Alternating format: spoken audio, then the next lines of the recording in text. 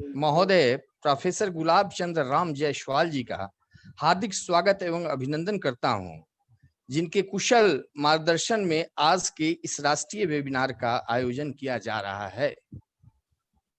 आज की इस राष्ट्रीय वेबिनार के प्रथम वक्ता प्रोफेसर विक्रमा सिंह जी, पूर्व विभागाध्यक्ष एवं डीन, मगध विश्वविद्यालय बोधगया का मैं हार्दिक अभिनंदन एवं स्वागत करता हूं, जिन्होंने अपना बहुमूल्य समय प्रदान किया।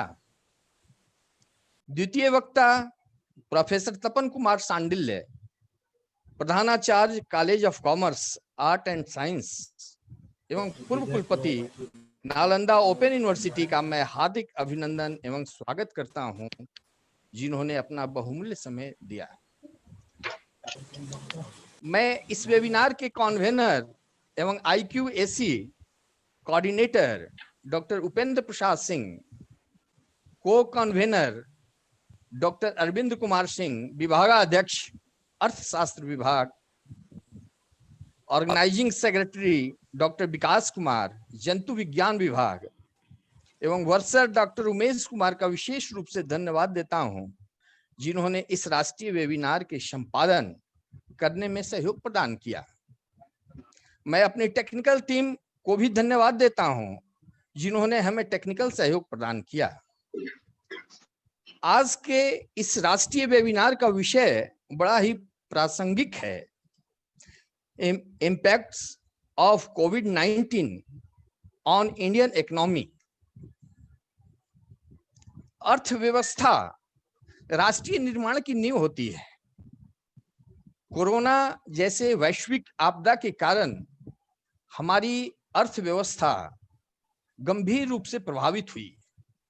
करीब 70 दिनों के संपूर्ण लॉकडाउन के कारण कल कारखाने बंद हो गए, मजदूरों का पलायन काफी संख्या में हुई है, रेल, हवाई जहाज एवं सार्वजनिक परिवहन इत्यादि बंद रहे।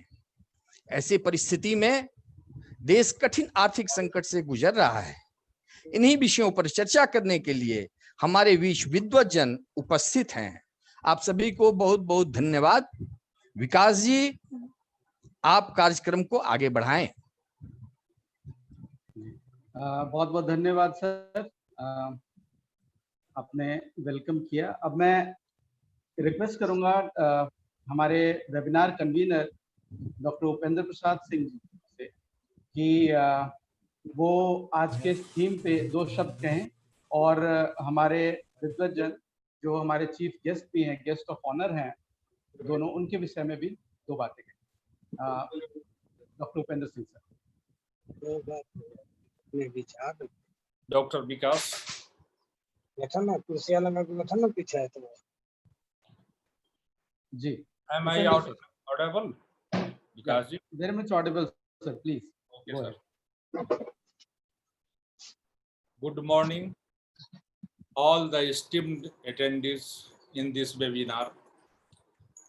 Before we carry on with the discussion of this webinar, I would like to give a brief introduction of myself.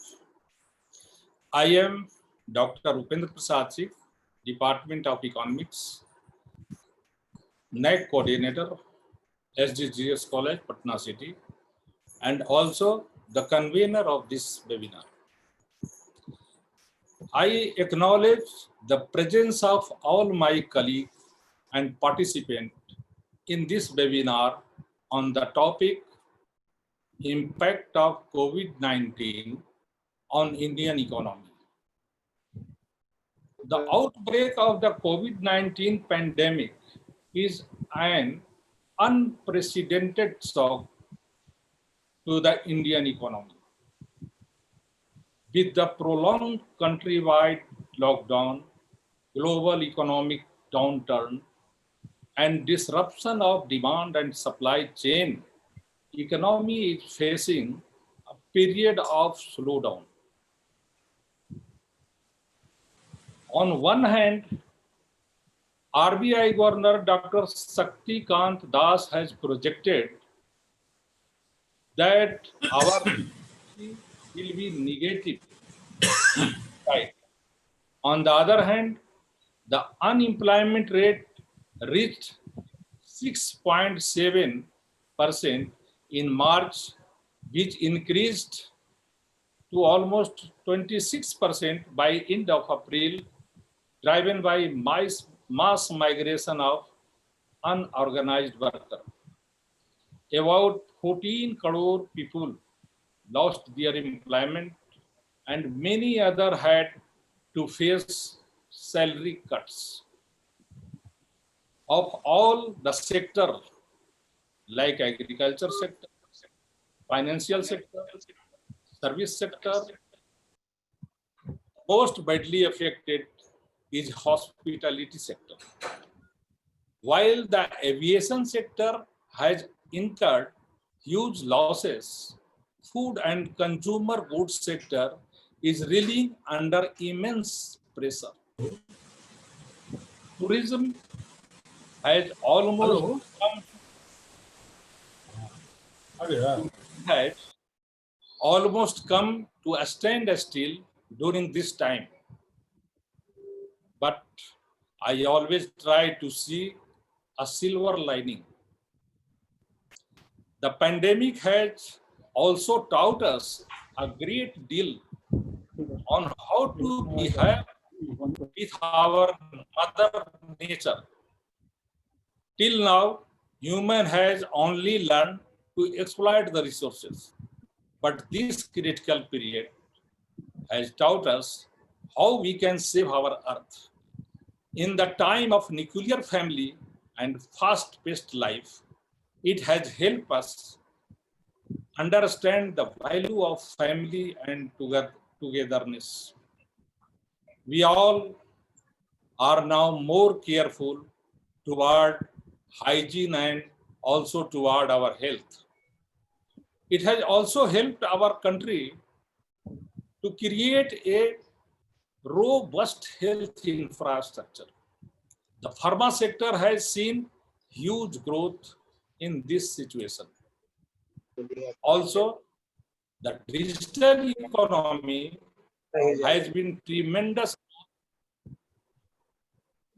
growth with more and more activities going online. One thing that it has taught us, and even our PM, Sri Narendra Modi, has pointed it is to move fastly toward becoming Atmanirbhar Bharat in all sectors, so that we should be ready for any such situation in future. We as economists or as a citizen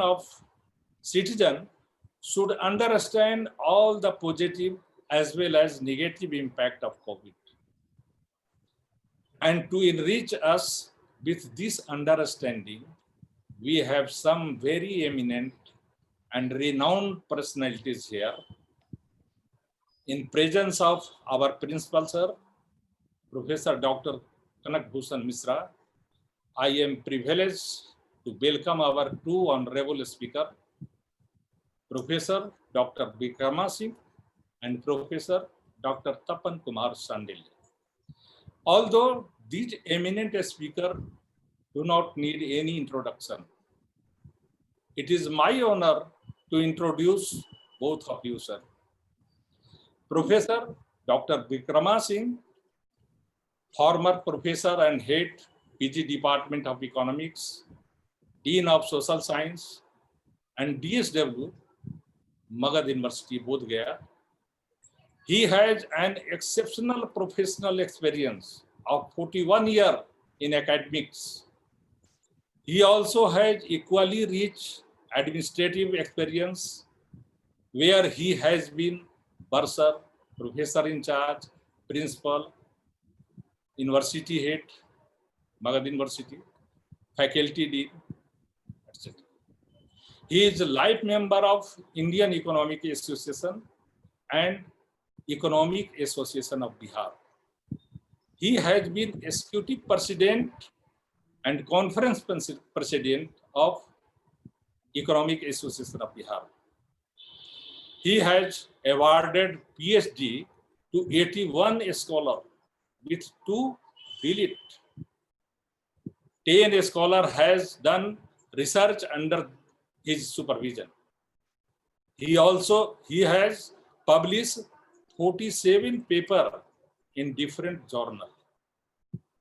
Now, Professor Dr. Tapan Kumar Sandil, at present Principal of College of Commerce, Art and Science, former Vice Chancellor, Nalanda Open University, Patna. He is gold medalist and one of the eminent economists of Bihar. He joined College of Commerce since 1994. He also served as principal of TPS College, Patna, RCS College, and GD College, prestigious GD College, Begusarai. He is an active member of numerous associations like Indian Economic Association, Economic Association of Bihar, ISLE, SDM. He has been involved in minor research projects from UGC and also received many prestigious awards. He has international academic presence during 2017 to 2020 at Bangkok, Bhutan, Bali, and Malaysia. He has authored 16 books of international repute. He has published 70 research papers in national and international journals. I, on behalf of all my attendees of this webinar, welcome and invite both of our speakers to enlighten us with our knowledge, with your knowledge, sir. First, I would like to request Dr. Vikrama Singh to share his wisdom. Professor Dr. Vikrama Singh, sir, please.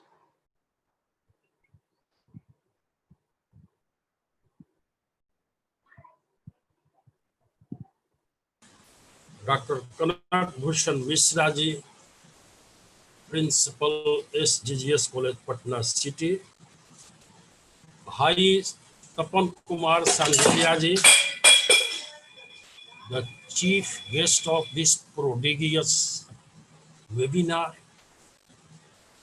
The convener, Dr. Upendra Prasad ji, and the organizing secretary, Dr. Vikas Kumar ji, the participants of this seminar and others. Friends, first of all, I would like to say you that I'm not feeling well today because I am ill, but yet I could not abort the request of my very kith and kin, Dr. Upendra Prasad ji.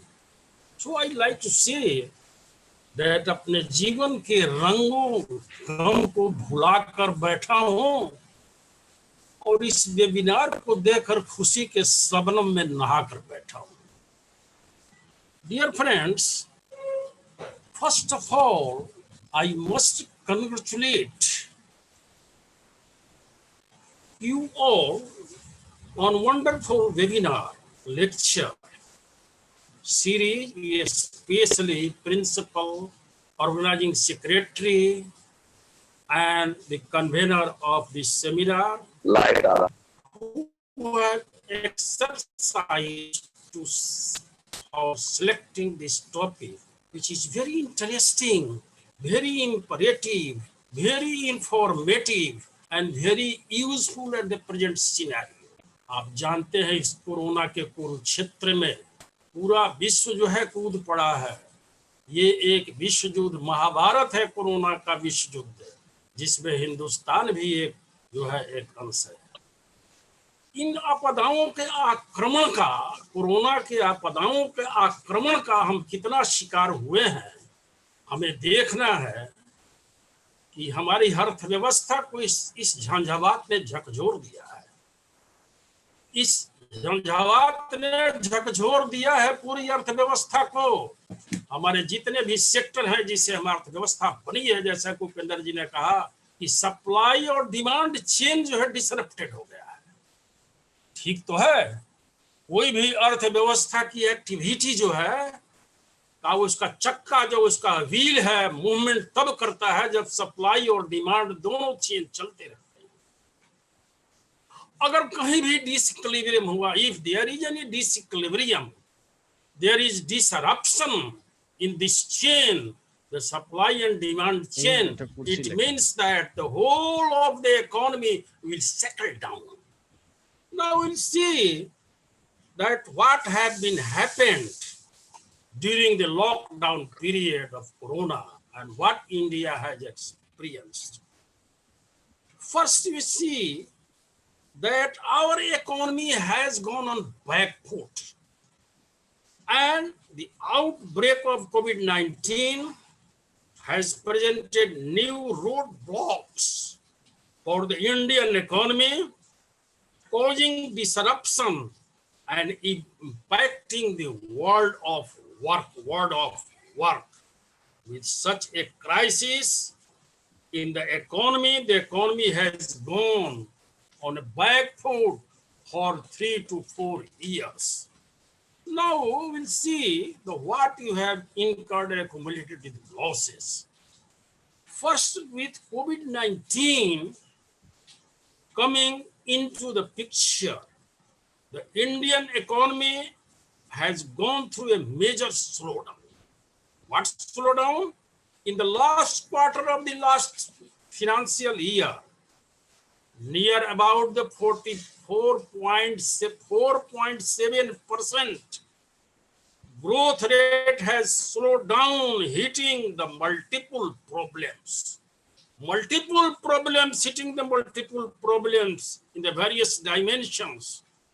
It has witnessed a slowdown in demand and supply factors. The supply chain across the country in various sectors have been worst affected. On the demand side, आवाज जा रही है मेरी? Yes, sir. Yes. On the demand side, if you will see the transport system, the service sector, this is called transport system. The transport system has been totally blocked. There was no interstate movement. How you can imagine the commodity will reach to the final consumer? There is a disruption in the logistic points. What about the perishable goods? The flour and fruits and the vegetables did not reach to the final consumer. The demand has been shrinked. All these commodities, that is a perishable goods. Likewise, on the other hand, the government have incurred so many expenditure on the health care and to curb the impact of this corona. Therefore, there is a disruption, and there was a disruption in the supply and demand. So I was talking about the transport system, which has been affected. It has also affected the tourism industry. The tourism industry, this industry has accumulated a loss of the 15,000 crores. Suppose that all over the country, the foreigners and the people of our country were visiting so many tourist places, and many people and the shopkeepers and the persons who are self-employed to serve this tourist. Therefore, the tourism industry has been totally collapsed in India, and there has been a loss of the 15,000 crores. Now come on the employment side. Upendra Prasad Singh has said earlier that 14 crores of people of India became unemployed due to the coronavirus during the period of lockdown. It is due to that the many industries have been closed down. The business has been closed down. There has been disruption in the production. and the distribution, there has been the market failure also. Therefore, the 14 crores of people became unemployed. Suppose that if the income of the people had been shrink and there was no demand on the side of them, what would be the fate of the market? What would be the fate of the supply position? What will be the fate of the manufacturing sector? That will totally depend upon the demand. And therefore, this employment has given a greatest jolt, a greatest shock on the Indian economy.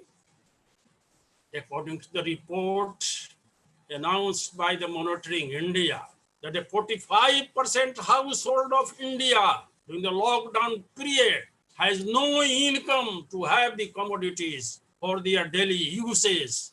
Therefore, the government has to make some effort to supply the commodities, the corn, the other commodities to them for their survival.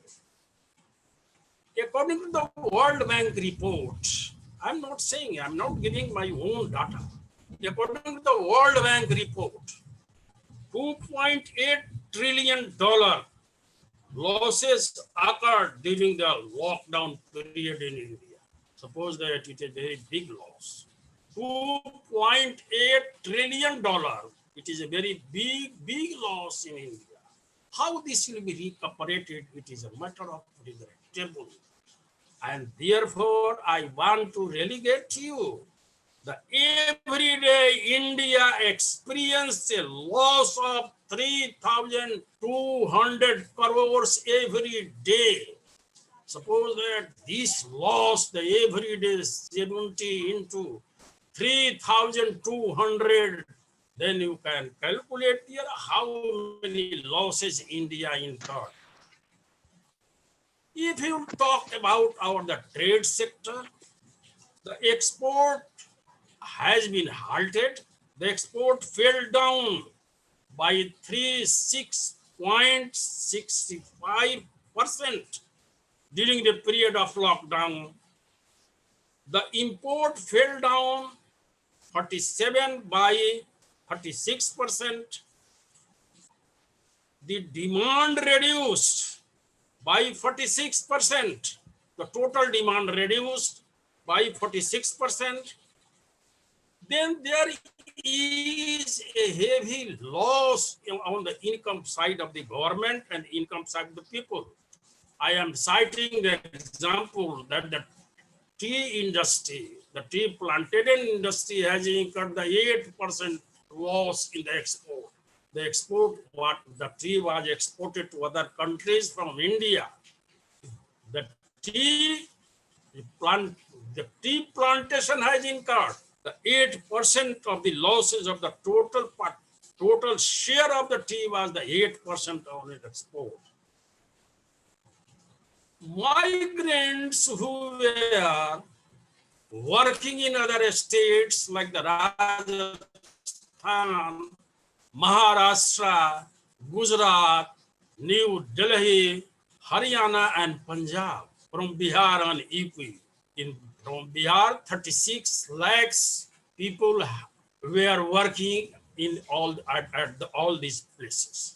During the lockdown period, where they were working, their companies were locked down also. Their companies had disrupted and closed down. They second their operations and people became unemployed. They were compelled to go their native home on foot because the transport system was blocked. In the way, some people lost their lives. Many of their children were lost their lives out of the hunger. Many of them had made suicide. And the persons who were coming by trucks and other vehicles, they became the victim of the accidents. The accidents near Allahabad, near about the 200 laborers were died in the accident. Therefore, there was a great social loss also. If you talk the financial sector, the financial sector, you see that the market, the banking sector has been sitting idle. There was the no returning of their loans. Whatever the loan, the assets were not in a lending position.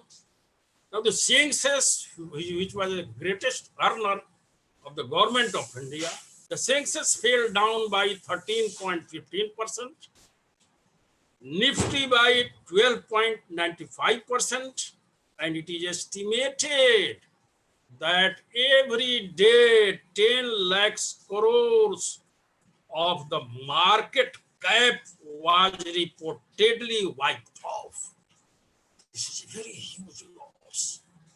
How this loss will be recuperated, it is a regrettable matter. It is very regrettable for India that the Indian economy will suffer from this corona evils.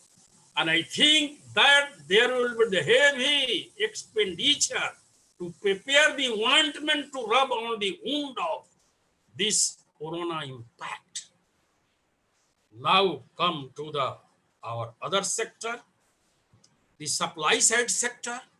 The supply side impact of the shutting down of the factories resulted in the supply of goods.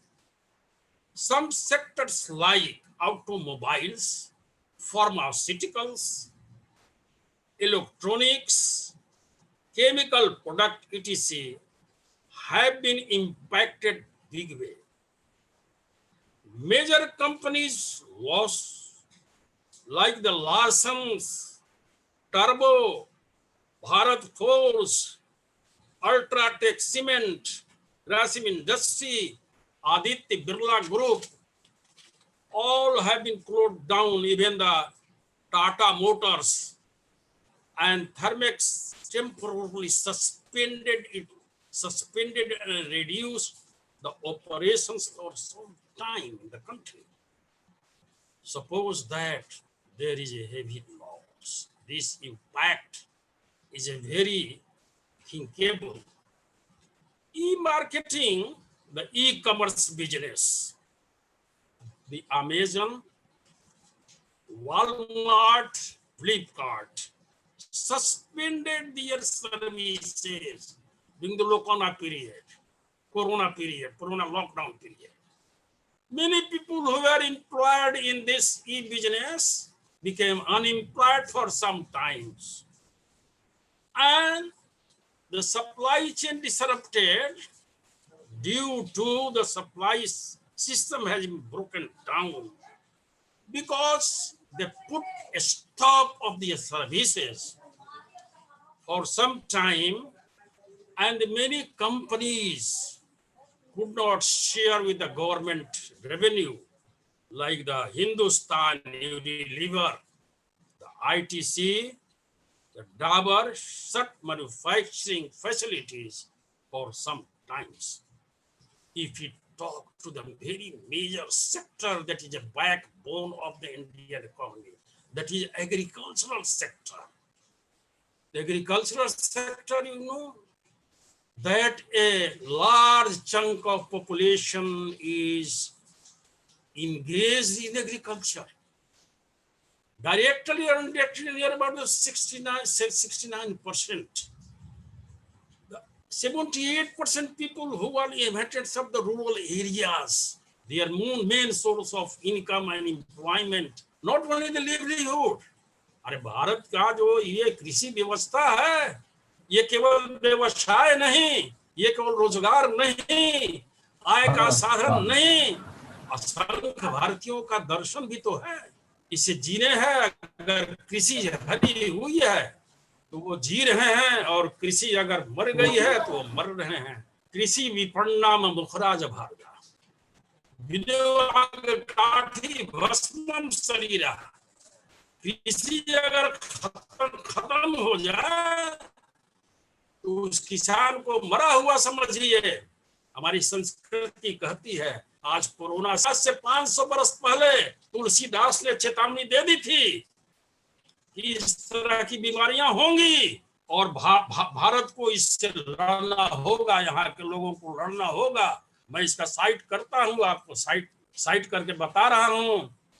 आप तुलसीदास कृत मानस के उत्तर कांड के 121 दोहा के ऊपर की चौपाई आप देखें, जिसमें लिखा हुआ है कि सबके निंदा जे जड़ करहीं।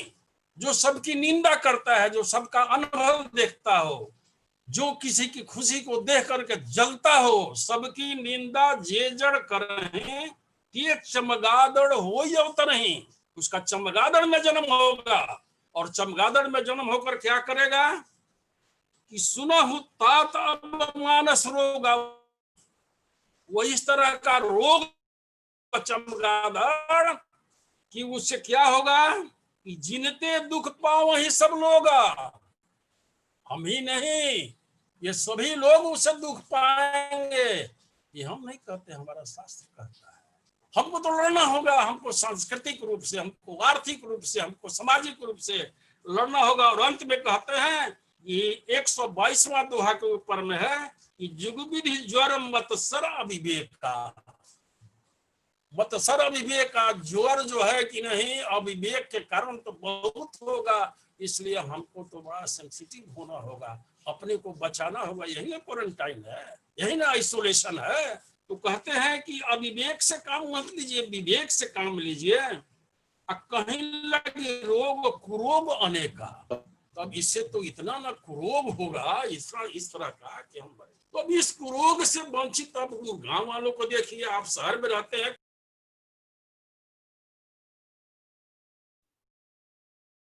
Hello, hello. All the best. Hello, all the best. The session is going on well.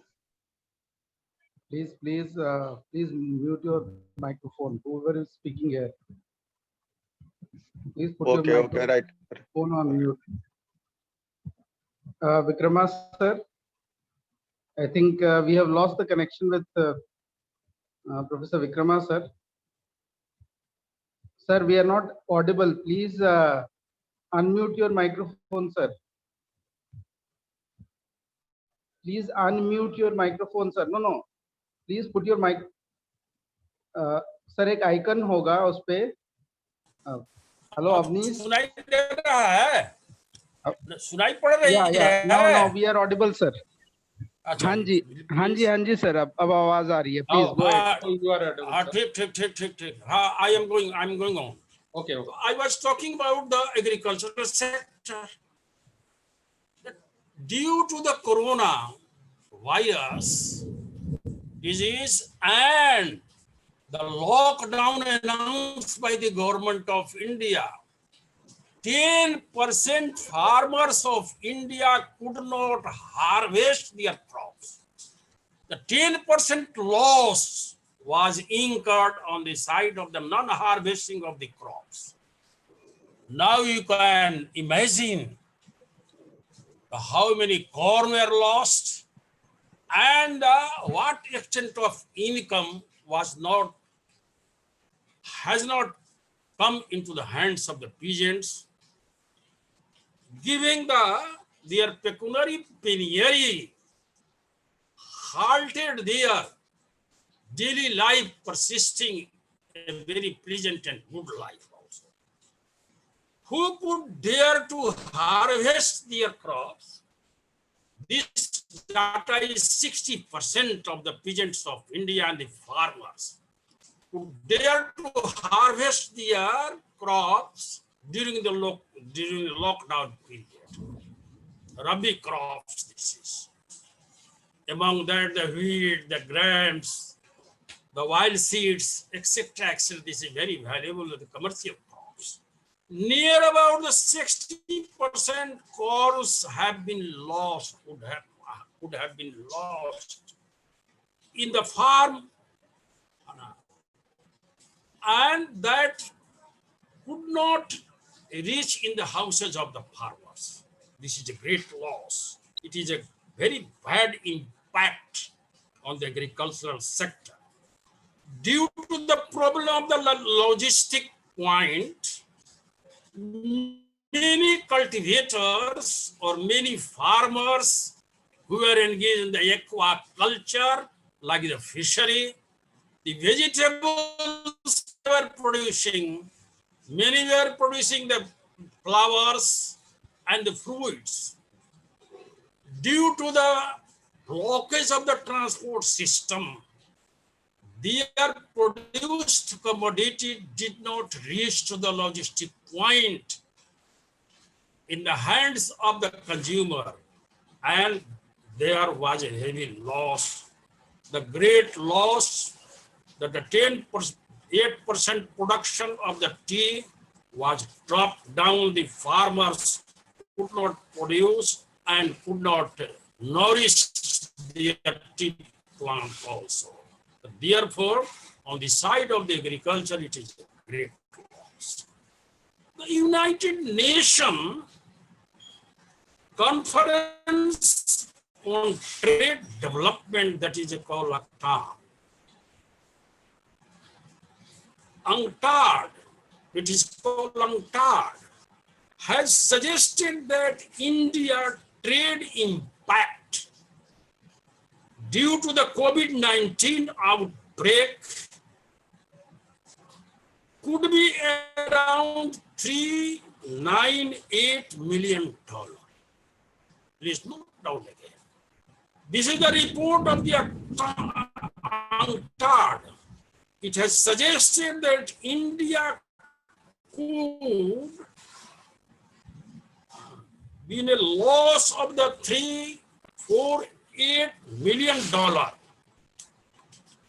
India economy, the top 15 countries, among the top 15 countries that have been affected most as a result of manufacturing slowdown in China, that is disrupting world trade. For India, the overall trade impact is estimated to be the most for the chemical sector at $129 million. Textile and apparel at $64 million.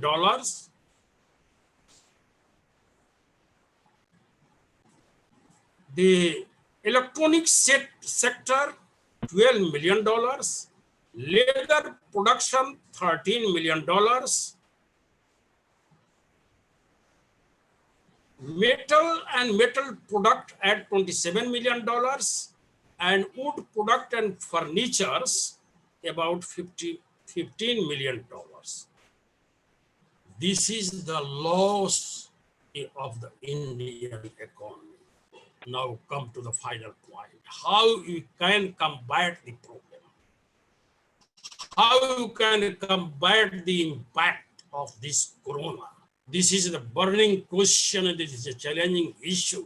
And if you talk about the way out, what we can do, the many suggestions have been come forward from the very side of every corner. The major impact of COVID-19 on the Indian economy may be summarized as there has been disruption in the demand and supply chain. This is one impact. The second, decrease in the government revenue and the government income. Our development has been halted. The growth rate has been slowed down also. There has been complete collapse of the tourism industry. Manufacturing sector has been shut down. Agriculture has been worst affected. And there is unnecessary expenditure on food, shelter, health, and the health care to meet the crisis.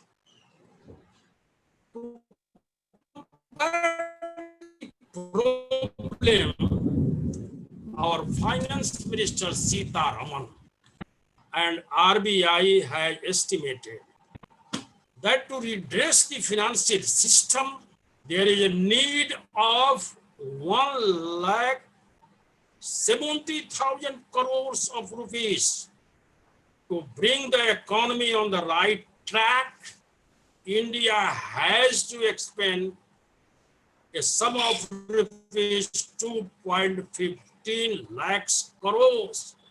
This is the biggest challenge to arrange such a huge money. But yet we had to adopt some measures to combat the problem and to meet the challenge of this coronavirus. To minimize the impact, there is an urgent need of the coordinated measures. The government, the NGOs, the society also should participate. The social awareness is the must, first of all. Every people must be aware and know the devastating ends of this coronavirus. Everyone should have to take care himself. The second is to maintain the surplus liquidity support.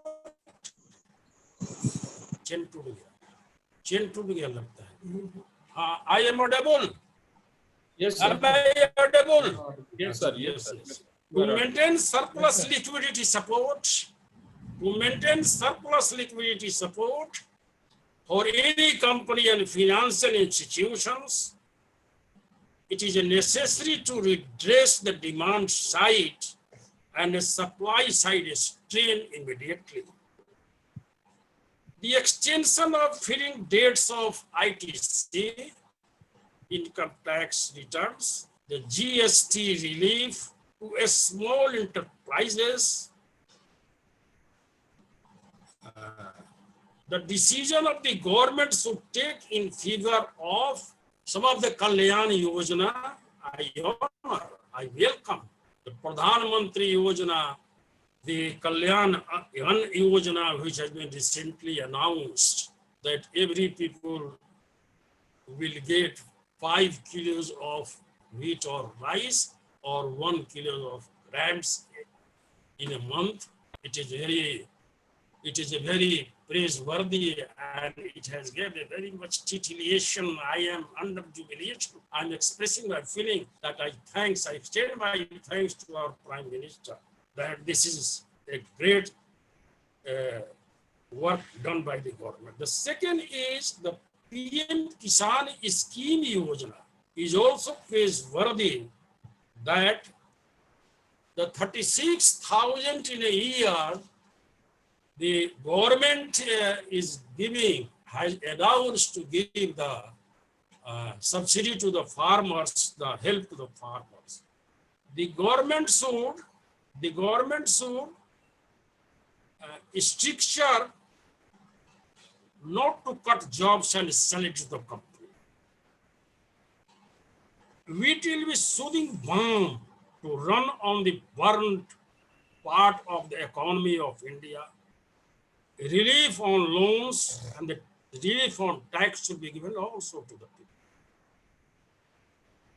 Partially, hotels, mall, multiplexes, restaurants, retail shops, and partial the transport system, the rail and roads must be free with a very careful and with a precaution they can be under operation. Last but not least, there is an urgent need to take instant steps to check the spread of virus through living manner. Our Prime Minister has requested on 30th June at 4 p.m. through his message to the nation that every citizen should obey the social distancing with the protective measures, like the worst hand in every 20 minutes, every person should wash their hands, and mask is very necessary. there is a need not only to meet the challenge with the economic measures, the social measures is also desirable, and that's all. This is the impact on the Indian economy. There is social impact, the cultural impact, the economic impact also, and this has been combated to be the very sensitive towards the economic measures, the social measures, and the cultural measures also. Thank you very much. Thank you, sir. Thank you. Thank you very much, Professor Vikrama, sir, for giving your valuable inputs. In way, you explained the problem in logistics of supply chain and accurate data of GDP show your deep knowledge. You also shared the World Bank research data, which helped us to enrich your knowledge. In your This speech, is the logistic, in the transport system, there is no accurate data, but yet I have read in the paper that the 2% has been lost in our total GDP by this blockage of the transport system. It may not be the true also, but this is a paper news. I have no accurate news about that. okay. But I am going through the paper knowledge I am saying that the 2% has been fallen in our total GDP. The UNCTAD, the data has been obtained by me from a magazine that is $2.8 trillion. It has given that the total loss there is in India. This data has been gone through my, I have obtained from the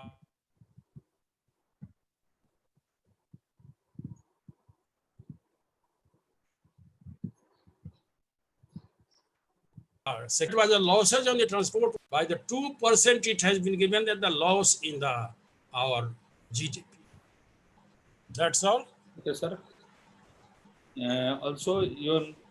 Also, in your speech, you also focused on the labor migration issue. You also talk about the impact of stock markets. You also cited the example of methodological verse. Now I request.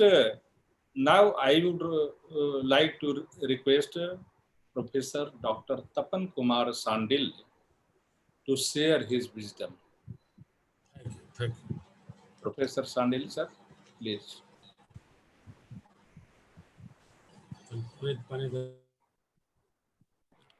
Thank you, Pendarji.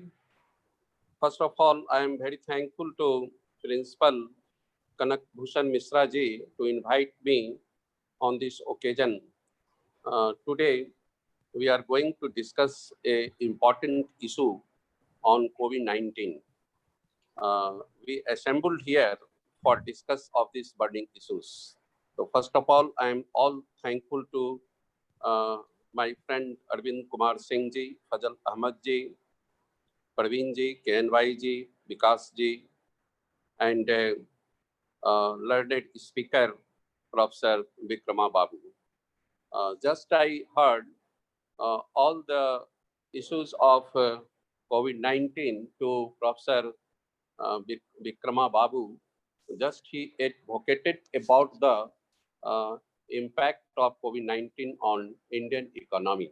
So that it is a very wonderful lecture delivered by the Professor Vikrama Singh ji. Again, I am thankful to you to deliver a good lecture on this related said topic. Professor Upendra Kumar Singh had given me the chance to say something on COVID-19. What will be the effect of coronavirus on Indian economy? The first few cases of novel coronavirus infection were first reported in China, and few months after that, it becomes a global pandemic. This pandemic has completely changed the system of the globalized world, which are strongly connected to each other.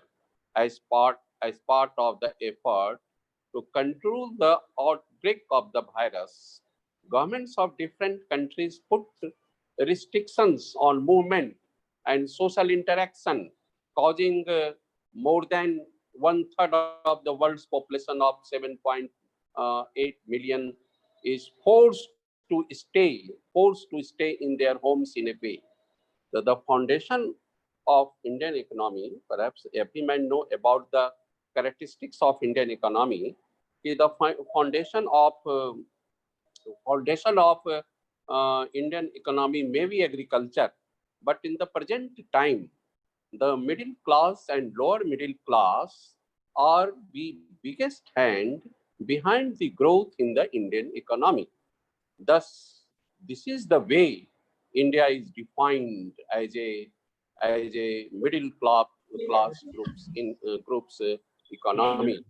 So the global health crisis is intensifying due to corona virus pandemic, and lockdown has become a new rule for many people, and now the perception is fast becoming that by the time of coronavirus will appearance will change forever. Today, there is a general consensus that for the next 1.5 to 2 years, the whole of India will, in some way possible, be struggling with the immediate threat of COVID-19, and even after that, the reconstruction and its permanent effects will undoubtedly be felt for many years. Borders are we had seen that borders are closed, airports, hotels, and businesses are closed, and educational institutions are also closed. These unprecedented measures are breaking the social uh, fabrics of some scientists and disturbing many economies, resulting in the large-scale loss of uh, uh, people's job and increasing uh, shadow of hunger on a border scale. So currently, many people do not know how this crisis will unfold. Today's top priority is to save life. This is a slogan of our Prime Minister Narendra Modi. He always advocated about the uh, that time. Today's top priority is to save life, and this objective of saving lives is future success. But to succeed in the future, the India must plan for it. We understand the context of World War II today, but if the coronavirus is a war, then the virus cannot be fought or not killed. Enemies are often unpredictable during wartime, but they are rarely invisible. Nevertheless, it is a war to be conquered. A prudent plan is necessary. The foundation of the Indian economy is just I am telling you that the foundation of Indian economy may be agriculture, but the present time the middle class and lower class are biggest hand behind the growth of Indian economy. So that it is necessary in the time being discussed most about the economic perspective. There are two groups are more affected of this coronavirus. First is weakest population of the Indian economy. This is first section of our society. The weakest population of the Indian economy, that is farmers, laborers working in the all or unorganized sector, workers migrating the cities to daily wages, and people doing livelihood by doing the trade long and road in the cities. And second is those who are produced in the Indian economy, that is that the sector which produces capital and non-capital goods in this country. In general term, manufacturing sector and business sector. The two sectors, two sections of our society are most affected of the COVID-19. Governments around the world are working on both these aspects. Governments have announced a big relief package to deal with the situation of their country.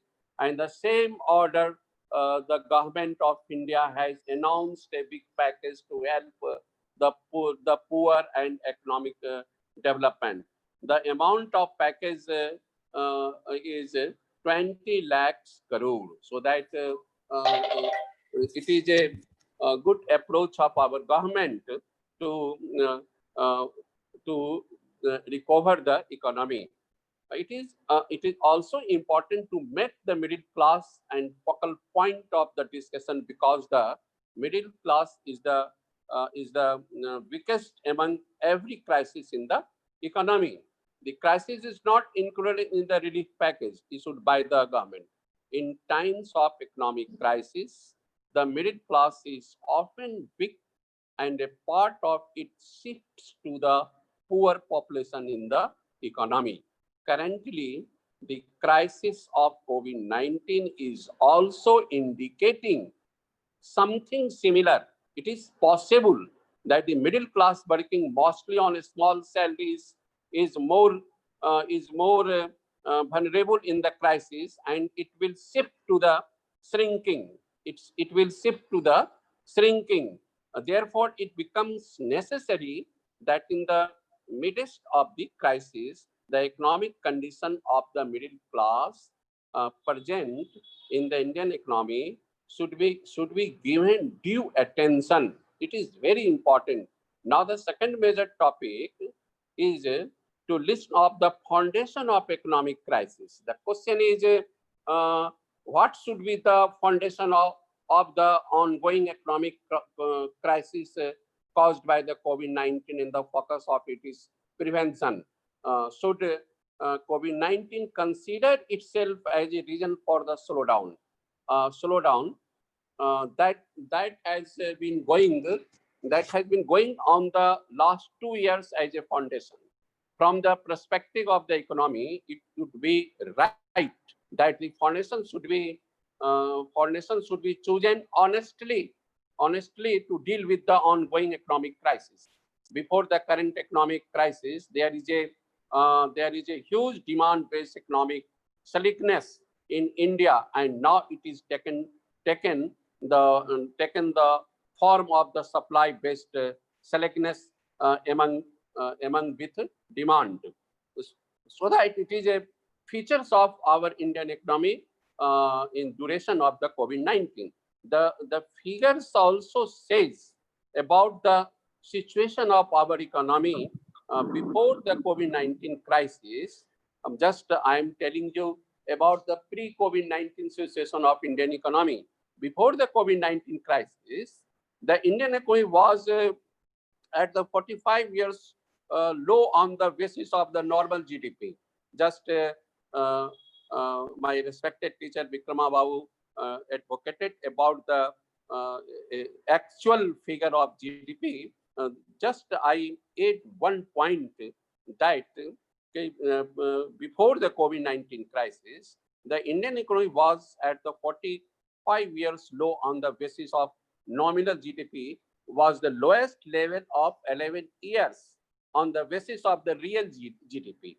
The unemployment rate was the highest in the last 45 years, and rural demand was at the lowest level in the last 40 years. Therefore, it would be better to understand the ongoing economic crisis for the last 2 years.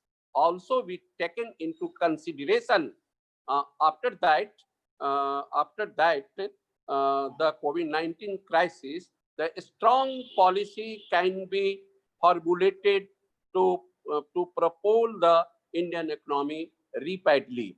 The taking about the present, the Indian economy is moving toward the deep crisis. It is a real picture of Indian economy. So that estimates issued by the various reputed international institutions like World Bank,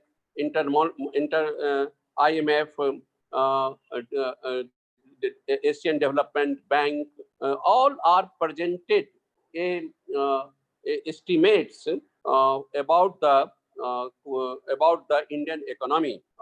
The first possibility is that if India manages to control it, this is my also view on the COVID-19, that the first possibility is that if India manages to control it properly at the right time, then the GDP growth rate in the economy will be near 4%, riding India's economic growth hard version.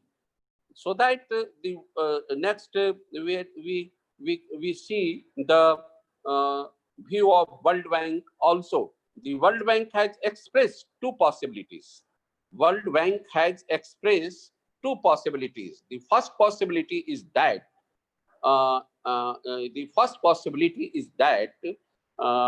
if India manages to control it properly at the right time, then the GDP growth rate in the economy will be 3 to 4%.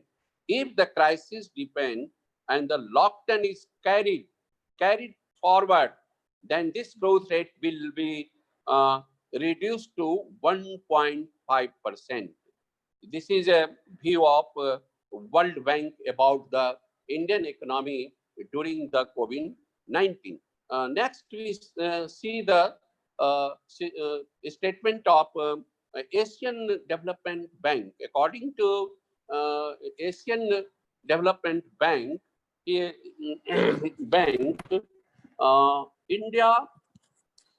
India's economic growth is expected to be 4% in 2020-2021.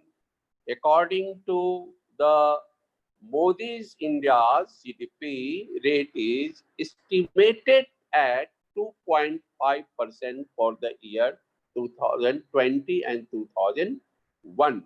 So this is estimated by the World Bank, IMF, and Asian Development Bank.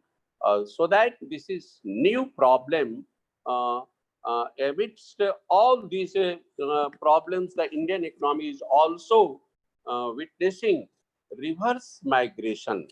Just my learned speaker says about the reverse migration also. Right now, it is happening within the country, where India is returning. For the example, US President Donald Trump has signed a proposal to stop immigration in America. Now, for the next few years, no outsider will get employment opportunity in America.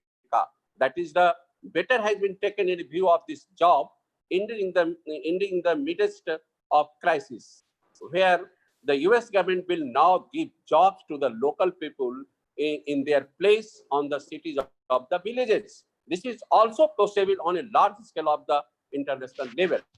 So this is a statement of American president about the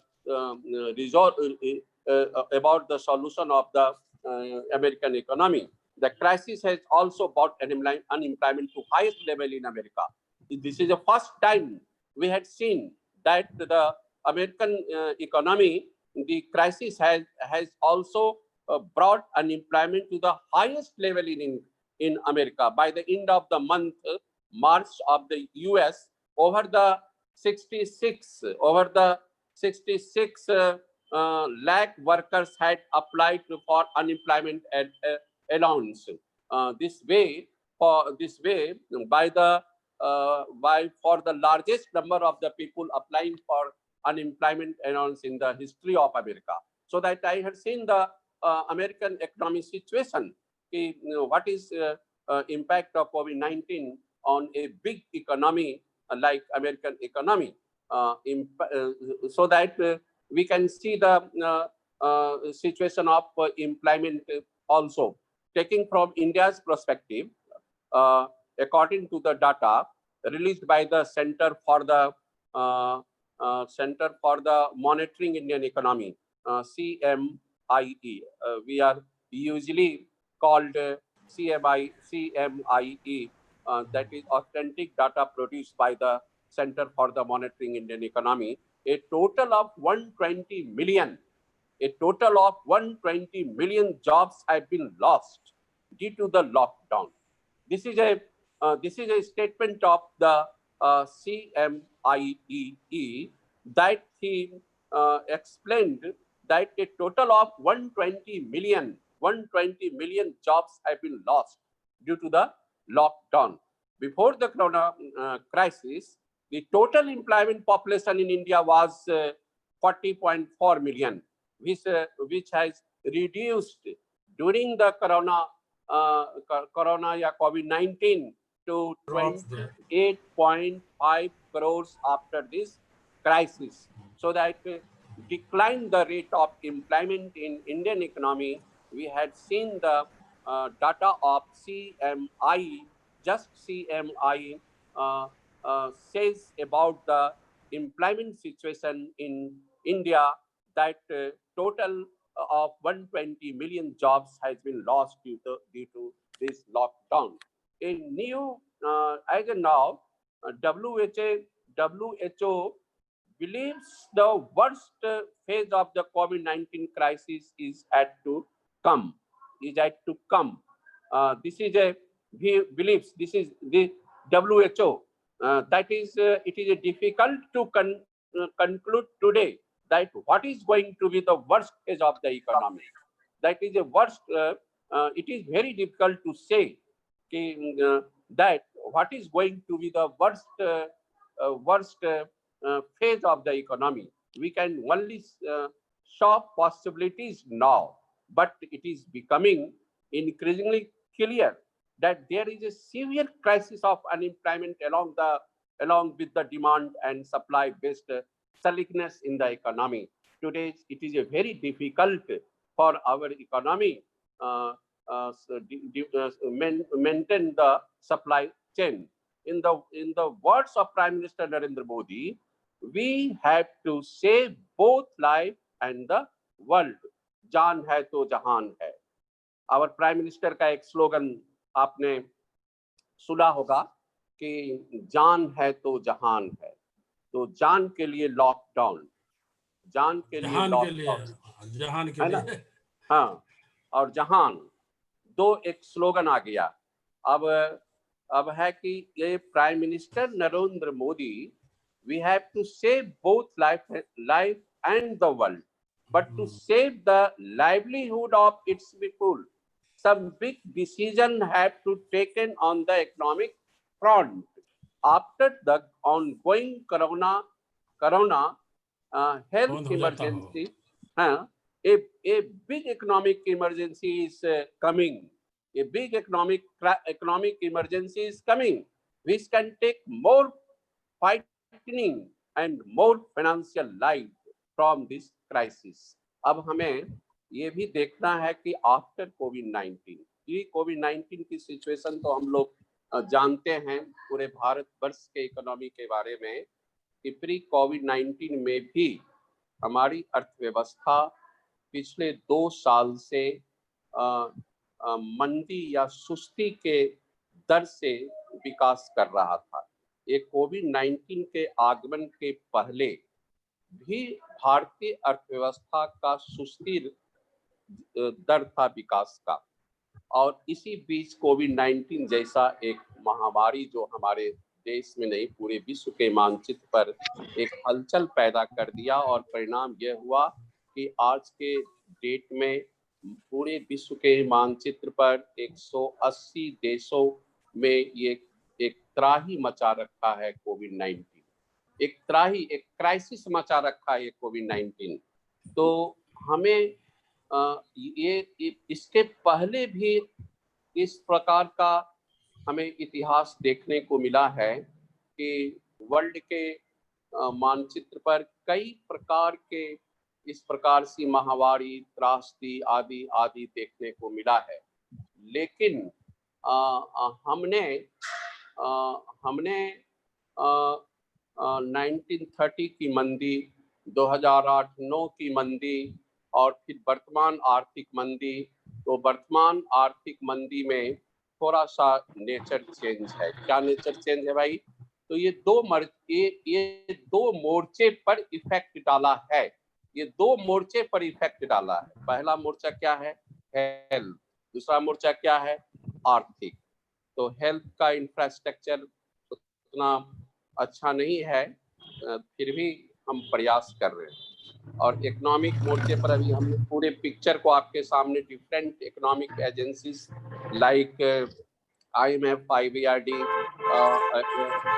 Asian development bank आदि आदि का एक data आपके सामने मैंने रखा और बताया कि according to some experts, economists and policy makers, these may be some of the effects, that is loss of economic activities as a cause down shutter.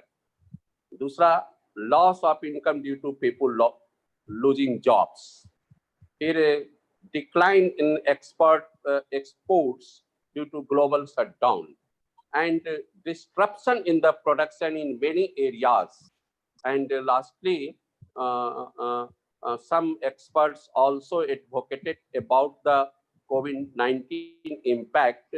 Financial year 2001 GDP growth may decline by 1%. तो ये देखिए कि ये कुछ experts, economist, policy makers आदि आदि ने कुछ संभावनाएं बताया कि क्या इसका इफेक्ट्स होगा।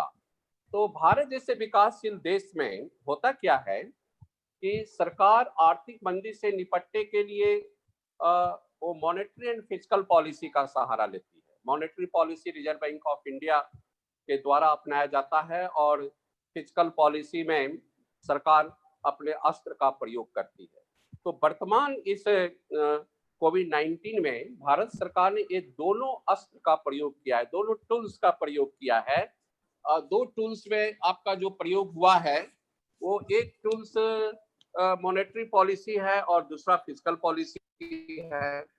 तो मॉनेटरी पॉलिसी में रिजर्व बैंक ऑफ इंडिया ने क्या किया कि रिजर्व बैंक ऑफ इंडिया ने इसमें क्या किया है कि आपको रिजर्व बैंक ऑफ इंडिया ने रेट ऑफ इंटरेस्ट को कम किया है, यानी कि रेपो रेट और आपका रिवर्स रेपो रेट, ये दोनों को डाउन किया। ये monetary policy reserve Bank of India का आपका है। और नंबर दूसरा ये है कि अब फिस्कल पॉलिसी में सरकार एक आर्थिक पैकेज के द्वारा अर्थव्यवस्था में एक गति लाने की प्रयास करती है। तो वह भी सरकार ने 20 लाख करोड़ रुपया का एक आर्थिक पैकेज देकर अर्थव्यवस्था के धूरी को चलाने का प्रयास किया है कि हम कैसे इससे बाहर निकल सकते हैं। तो कुल मिलाकर आप इम्पैक्ट का आपने अभी देखा कि सब एक्सपर्ट, इकोनॉमिस्ट, पॉलिसी मेकर्स ने क्या एडवोकेटेड किया अबाउट द कोविड-19 और उसमें हमने देखा कि काफी अपने इंडियन इकोनॉमी पर इसका इम्पैक्ट पड़ा। Corona virus is expected to present both opportunity and challenges in Indian different sectors like pharmaceutical manufacturing, while trade with the China is expected to be hit. Initial estimates of the impact of coronavirus on Indian trade, so that there are so many impact in different industries also in India. तो overall हम ये कह सकते हैं कि कोविड-19 का प्रभाव अर्थव्यवस्था के प्रत्येक क्षेत्र पर पड़ा। हम आर्थिक क्षेत्र की विशेष बात करते हैं कि हम कैसे इस आर्थिक क्षेत्र में एक गति अर्थव्यवस्था में गति लाने की प्रयास करें, जिससे कि अर्थव्यवस्था आगे बढ़ सके। और डिफरेंट अभी आपने देखा कि कई लोगों ने, IMF, वर्ल्ड बैंक आदि ने इसकी बात किया और डाटा भी प्रोड्यूस किया और प्रधानमंत्री ने जान और जहान दोनों की बचाने की बात किया, लेकिन साथ अपने लोगों के जीविका की भी बात होनी चाहिए। गवर्नमेंट अभी कर रहा है इस तरफ काम कि कैसे हम इसको बढ़ाएंगे। तो अभी जितनी बातें हमने आपके सामने रखी, ये एक सिचुएशन है, that is a situation of Indian economy due to कोविड-19। अब है कि इसके रिमेडीज की बात होनी चाहिए कि आखिर हम इससे निकलेंगे कैसे, क्या रिमेडीज हो सकती है। भारत सरकार ने काफी इधर प्रधानमंत्री ने आत्मनिर्भर भारत की बात हो रही है, जिसमें कि हम अवसर की संभावनाएं अपनी अर्थव्यवस्था में ढूंढेंगे और अर्थव्यवस्था को विकास की ओर ले चलेंगे। क्योंकि कोविड-19 वायरस के वर्तमान परिदृश्य के आधार पर हमारे सामने कई प्रश्न उभर के आ जाते हैं। इन कई प्रश्न हैं, जैसे कि कोविड-19 इतना भयावह क्यों है, कोरोना के सामाजिक, आर्थिक और राजनीतिक चुनौतियां क्या है, कोरोना वायरस का हमारे समाज पर क्या प्रभाव होगा, कोरोना वायरस महामारी से दुनिया कितनी बदल जाएगी। ये प्रश्न सभी देशों के जेहन में कहीं न कहीं उठ रही है कि हम कोरोना वायरस के बारे में इतनी चुनौतियां अभी हमारे सामने है, इतनी प्रकार की समस्याएं हमारे सामने आ गई है कि अभी जरूरत पड़ गई है कि हम इसके समाधान के लिए अपने स्तर से, ग्राम के स्तर पर से, लोकल स्तर पर से, पंचायत के स्तर पर से हम इसका समाधान की भी बात करें। प्राइम मिनिस्टर ने बहुत वकालत इस पर कर चुके हैं कि आज हमें क्या कौन से अस्त्र के द्वारा भारतीय अर्थव्यवस्था में एक आमूलचूल परिवर्तन करना है। और इसी के कारण अभी बहुत से बातें हम लोगों के सामने आ रही है कि इस लॉकडाउन की परिस्थिति में हमें क्या करना चाहिए जिससे कि हम आगे बढ़ सकते हैं। सॉरी, टेलीफोन बहुत डिस्टर्ब करता है, बीच बीच में बहुत टेलीफोन उपेंद्र जी आ जाता है और वो डिस्टर्ब करने लगता है। तो कोरोना महामारी के समय सरकार की भूमिका अब बढ़ जाती है। राजकोषीय नीति सरकार का अस्त्र है और आर्थिक स्थायीकरण के लिए राज्यों के मदद एवं स्वास्थ्य पर अधिक खर्च करना तो सरकार की मुख्य दायित्व हो जाता है। इस कोरोना वायरस में सरकार, अभी बताया मैंने कि सरकार राजकोषीय निधि के माध्यम से आर्थिक स्थिरता, आर्थिक विकास एवं पूर्ण रोजगार, फुल एम्प्लॉयमेंट प्राप्त करने का प्रयास करती है। और लेकिन सरकार के सामने भी राजकोषीय बाधाएं होती है, फिस्कल प्रॉब्लम्स होता है और उनकी वित्तीय स्थिति कोविड संकट के पहले से काफी दबाव में रहता है। लेकिन सरकार के पास फिलहाल सहायता करने के अलावा कोई विकल्प नहीं होता है।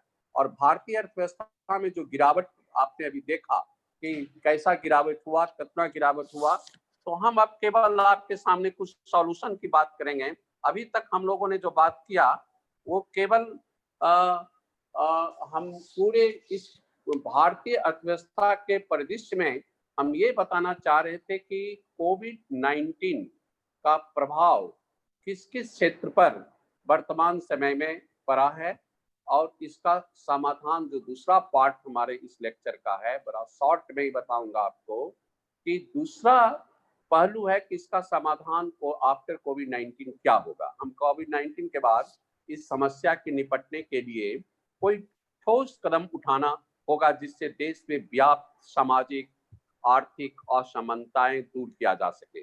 आज मौजूदा संकट में भारत को अपनी अर्थव्यवस्था को बचाने के साथ साथ व्यक्ति के जीवन को बचाने की भी चिंता है।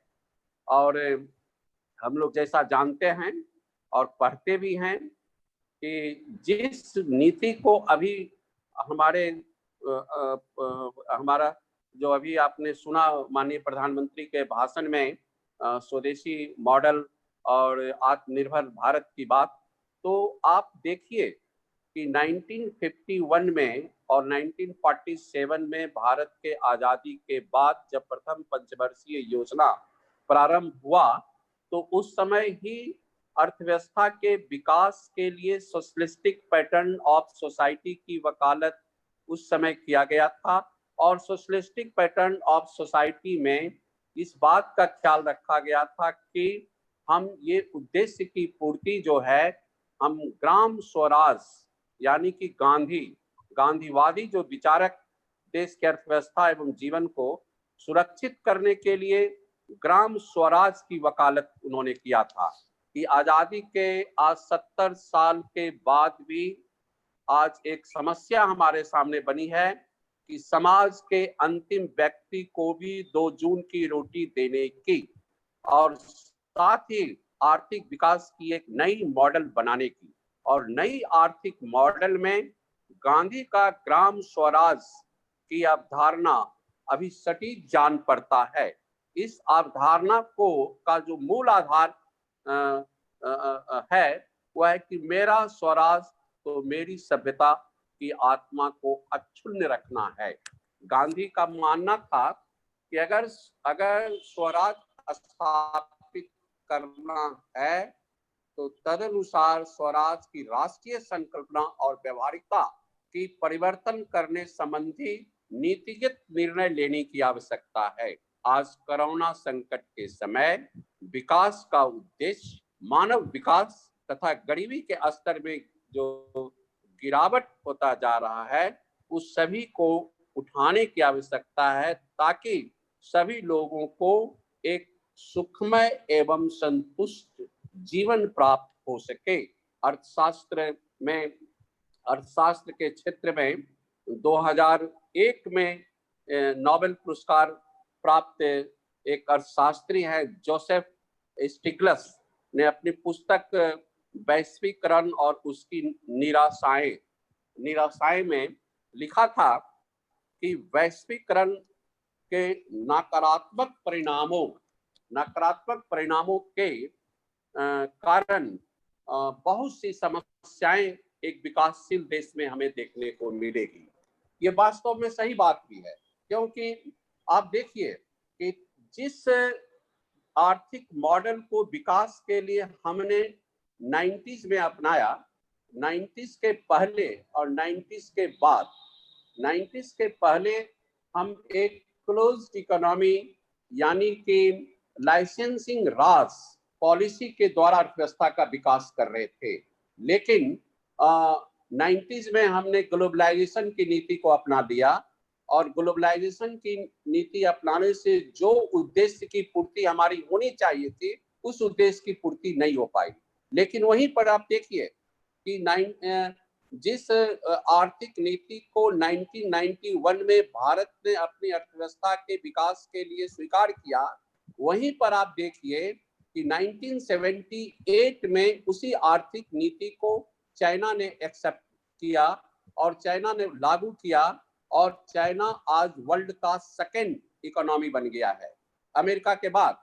लेकिन भारत में वही 91 में ग्लोबलाइजेशन की नीति अपनाया तो जो आर्थिक विकास होना चाहिए वो आर्थिक विकास आज नहीं हो पाया, बल्कि समाज में डिस्पैरिटीज भी बढ़ा, रीजनल डिस्पैरिटीज भी बढ़ा, हैव और हैव नॉट्स के बीच की खाई भी चौड़ी होती गई, गरीब होते गए, आयगत विषमताएं बढ़ती चली गई, नेचुरल रिसोर्सेज का ऑप्टिमम यूटिलाइजेशन नहीं हो पाया और अनएम्प्लॉयमेंट की समस्या और पॉवर्टी रेट की समस्या भी भारत में बनी की बनी रह गई। तो आप देखिए कि जिस ग्लोबलाइजेशन की नीति से हमने अपने जीडीपी रेट ऑफ ग्रोथ को बढ़ाने का प्रयास किया, इस ग्लोबलाइजेशन के पूरे 3 से 4% जीडीपी रेट भारत का हुआ करता था, लेकिन 90s के बाद 5 से 6% अगर जीडीपी ग्रोथ रेट हुआ तो हमने कहा कि ये ड्यू टू ग्लोबलाइजेशन हुआ।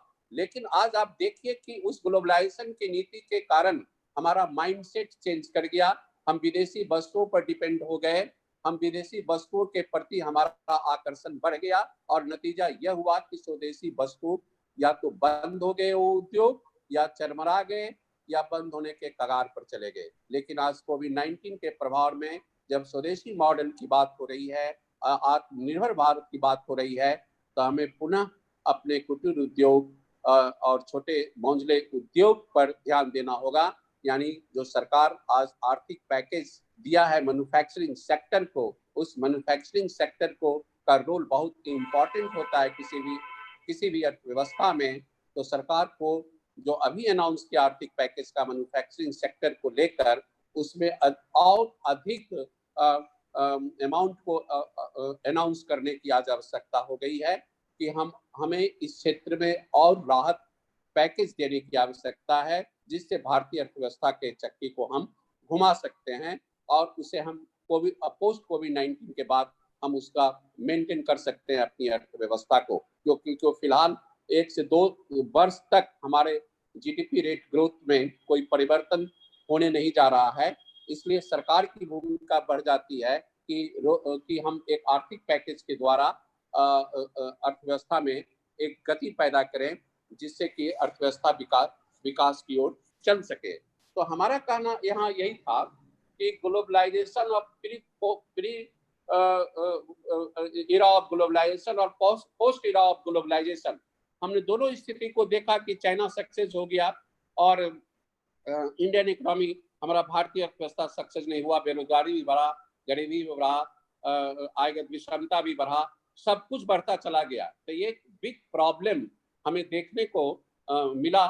लेकिन आज कोविड-19 में सारी समस्याओं को उजागर कर दिया कि कोविड-19 के बाद सरकार को आत्मनिर्भर भारत बनने के लिए स्वदेशी मॉडल को स्वीकार करके भारतीय अर्थव्यवस्था को विकास करने के लिए यह जरूरी हो गया है कि हम अपने यहाँ अपने प्रोडक्ट का मार्केट बनाएं और उसकी खपत अपने यहाँ करें, तभी लोकल वोकल की नीति को भी हम कर सकते हैं। और जितने भी अभी आत्मनिर्भर की बात हो रही है, सभी काम को हम एक अंजाम दे सकते हैं। तो कुल मिलाकर मैं अंत में आपसे 1-2 बात की शेयर करना चाहूँगा, क्योंकि समय भी काफ़ी हो चुका है, कि अभी वर्तमान में ज़रूरत है कि think local and act global. और इस नीति और इस सोच में यह कहा गया था, अभी कहा जा रहा है कि व्यवसाय को एक छोटे धंधे की तरह डिजाइन करके, और जितना छोटा होगा उतना सुंदर होगा, यानी कि स्मॉल स्केल इंडस्ट्रीज को डेवलप करके हम अपनी अर्थव्यवस्था को बहुत चीज कवर कर सकते हैं।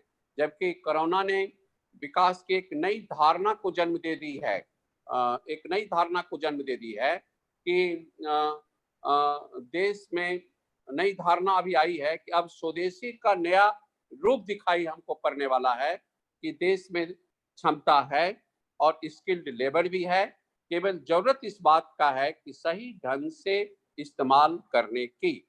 इस संकट के समय हमें स्वदेशी कंपनियों से मुकाबला करने से घबराना नहीं चाहिए। भारत में कई क्षेत्र आत्मनिर्भरता हासिल करने की अभी जरूरत पड़ गई है। वर्तमान में कई तरह के उत्पाद हैं जो देश में ही आसानी से निर्मित किया जा सकता है, उनका आयात भी हम भी अभी भी करते हैं, जैसे बच्चों के लिए खिलौना के सामान, दवाइयों के लिए कच्चा माल, भगवान की मूर्तियां, कृत्रिम फूल आदि। यदि इस तरह की वस्तुओं का चीन से आयात बंद कर भारत में ही पुनः निर्माण होने लगे तो देश में ही रोजगार के करोड़ों अवसर पैदा किया जा सकता है। इसी कारण माननीय प्रधानमंत्री ने जो आत्मनिर्भर मॉडल की वकालत कर रहे हैं कि कोविड-19 के प्रभाव के कारण भारत को स्वदेशी मॉडल को विकसित करने का चिंतन होना आवश्यक हो गया, यानी कि माइंडसेट को बदलना आवश्यक हो गया है। और बिना माइंडसेट को बदले हम स्वदेशी मॉडल की वकालत अभी नहीं कर सकते हैं। चाइना से आयात की जाने वाली बहुत से ऐसे वस्तुएं हैं, ऐसी श्रेणी में की गई है कि उनका निर्माण भारत के गांव में कुटीर उद्योग को स्थापित कर बड़ी आसानी से किया जा सकता है। लेकिन है क्या, दरअसल एक बहुत बड़ा प्रॉब्लम यहाँ है कि कुटीर एवं लघु उद्योगों के सामने सबसे बड़ी जो समस्या होती है उनके उत्पाद को बचाने की रहती है कि कैसे उसको हम सेव कर सकें। अगर गवर्नमेंट का नीति और गवर्नमेंट का प्रोटेक्शन और एक नई आर्थिक नीति हो तो हम आत्मनिर्भर के लिए कुटीर उद्योग के माध्यम से हम अपने को सस्टेनेबल ग्रोथ की ओर बढ़ सकते हैं। इस कोरोना संकट के में हमें आत्मनिर्भर बनाने का संकेत दिया है। माननीय प्रधानमंत्री ने भी कहा है कि कोरोना संकट ने एक नया संदेश दिया है और एक नई दिशा दिखाई है कि राष्ट्र अपने कई बार कहा गया है, प्रधानमंत्री ने भी वकालत किया कि भारत के लिए शासन, प्रशासन और समाज के सहयोग से आत्मनिर्भरता और स्वदेशी जरूरी हो गई है।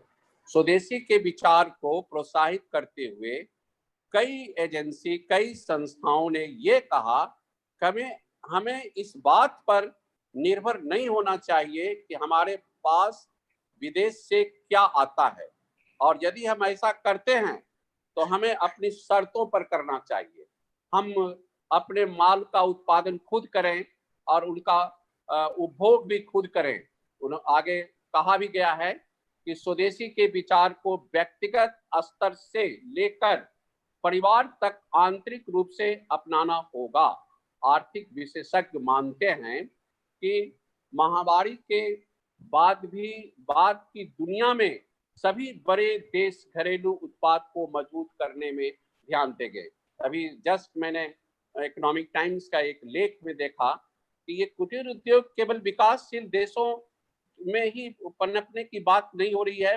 हमारे केवल माननीय प्रधानमंत्री के द्वारा ही केवल ऐसा नहीं किया जा रहा है कि भारतीय अर्थव्यवस्था के उठाने के लिए स्थानीय स्तर पर लघु एवं स्मॉल उद्योग, चाहे बिजनेस सेक्टर को डेवलप करके अर्थव्यवस्था में गति लाएं, बल्कि वर्ल्ड का कई ऐसा देश, विकसित देश जो अभी पूरे विश्व में फर्स्ट इकोनॉमी, सेकंड इकोनॉमी जो है अमेरिका और चाइना जैसा, वो भी ये वकालत कर रहा है कि हम पोस्ट कोविड-19 के बाद प्रयास करेंगे कि घरेलू उत्पाद को और मजबूत करें और ध्यान देंगे, और ग्लोबलाइजेशन की जगह हमें इंटरनल मार्केट को बढ़ावा देना होगा, माने अंदरूनी मार्केट को बढ़ावा देना होगा।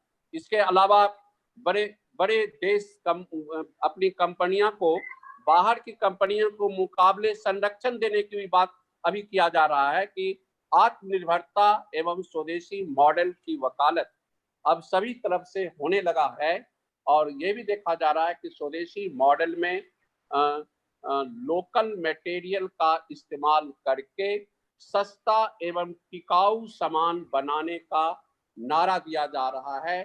कहने का अर्थ है कि प्राइम मिनिस्टर के लोकल वोकल नीति की सफलता के लिए ये आवश्यक हो गया है कि हम कैसे जो है अपने आत्मनिर्भर बनने के लिए भारतीय अर्थव्यवस्था का विकास कर सकते हैं।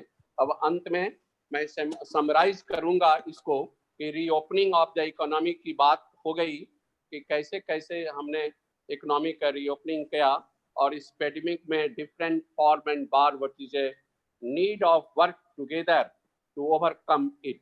Now my concluding remarks about the COVID-19 some suggestion I like to give some suggestion about the this crisis. I says that just I am going to touch 1 and 2 minutes on higher education. It is a very important issue because we are all teachers, so that impact of COVID-19 on higher education. So just 1 and 2 minutes I would like to give you on view on higher education. I am going to say that the role of higher education in national development is well established. It is this level of education which provides top level of manpower like engineers, doctors, managers, scientists, bureaucrats, teachers, etc., who are responsible for accelerating the process of development further. But from March to 2020, now scenario has changed. It may be said that one major problem exists in India, and this effect on higher education, that is COVID-19. COVID-19 is a disease caused by a new strain of coronavirus. According to this, The Indian government is taking various steps to stop or prevent spread of coronavirus or COVID-19 through national lockdown from 24 March 2020. The COVID-19 deadly disease is first and primary a health crisis. Hence, the Indian government had decided to close all schools, colleges, and universities. In this crisis, the various problems are faced by the policy makers, students in the field of higher education. Between closing colleges and universities due to COVID-19, will observe essential change in the higher education curriculum, teaching methodology, in terms internal and external examination pattern and employment opportunity.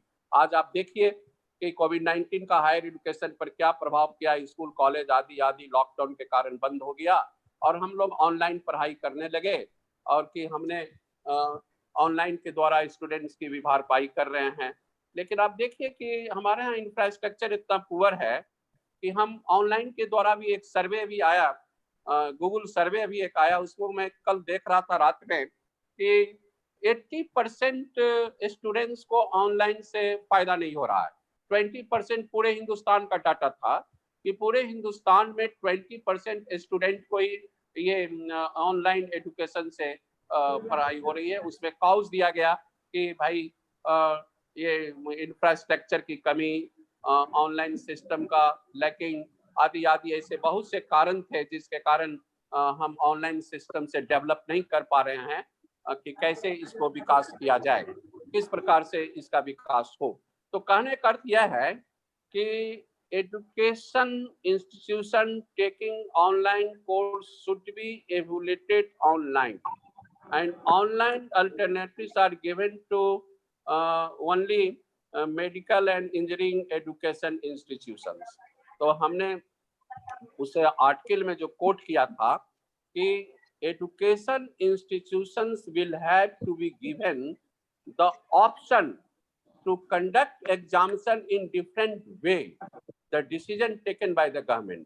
ये coat किया economic times का एक लेख में कि higher education curriculum और syllabus will have to be designed to meet the demand of employment opportunity creating by new companies and industries. There are so many suggestions given by one economist in the Economic Times newspaper regarding the higher education.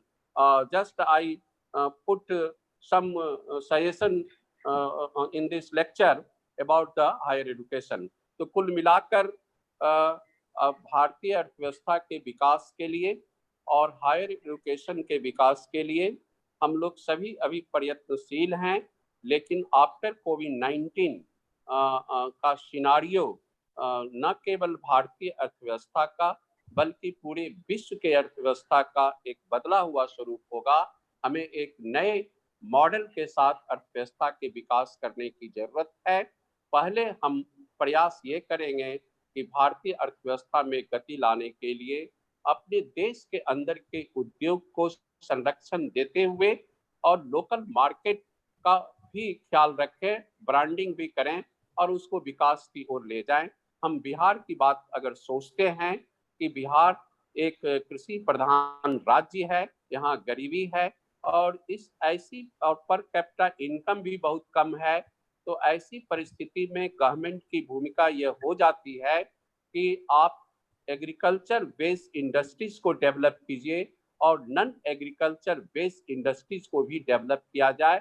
रोजगार की संभावनाएं बिहार के अर्थव्यवस्था में है।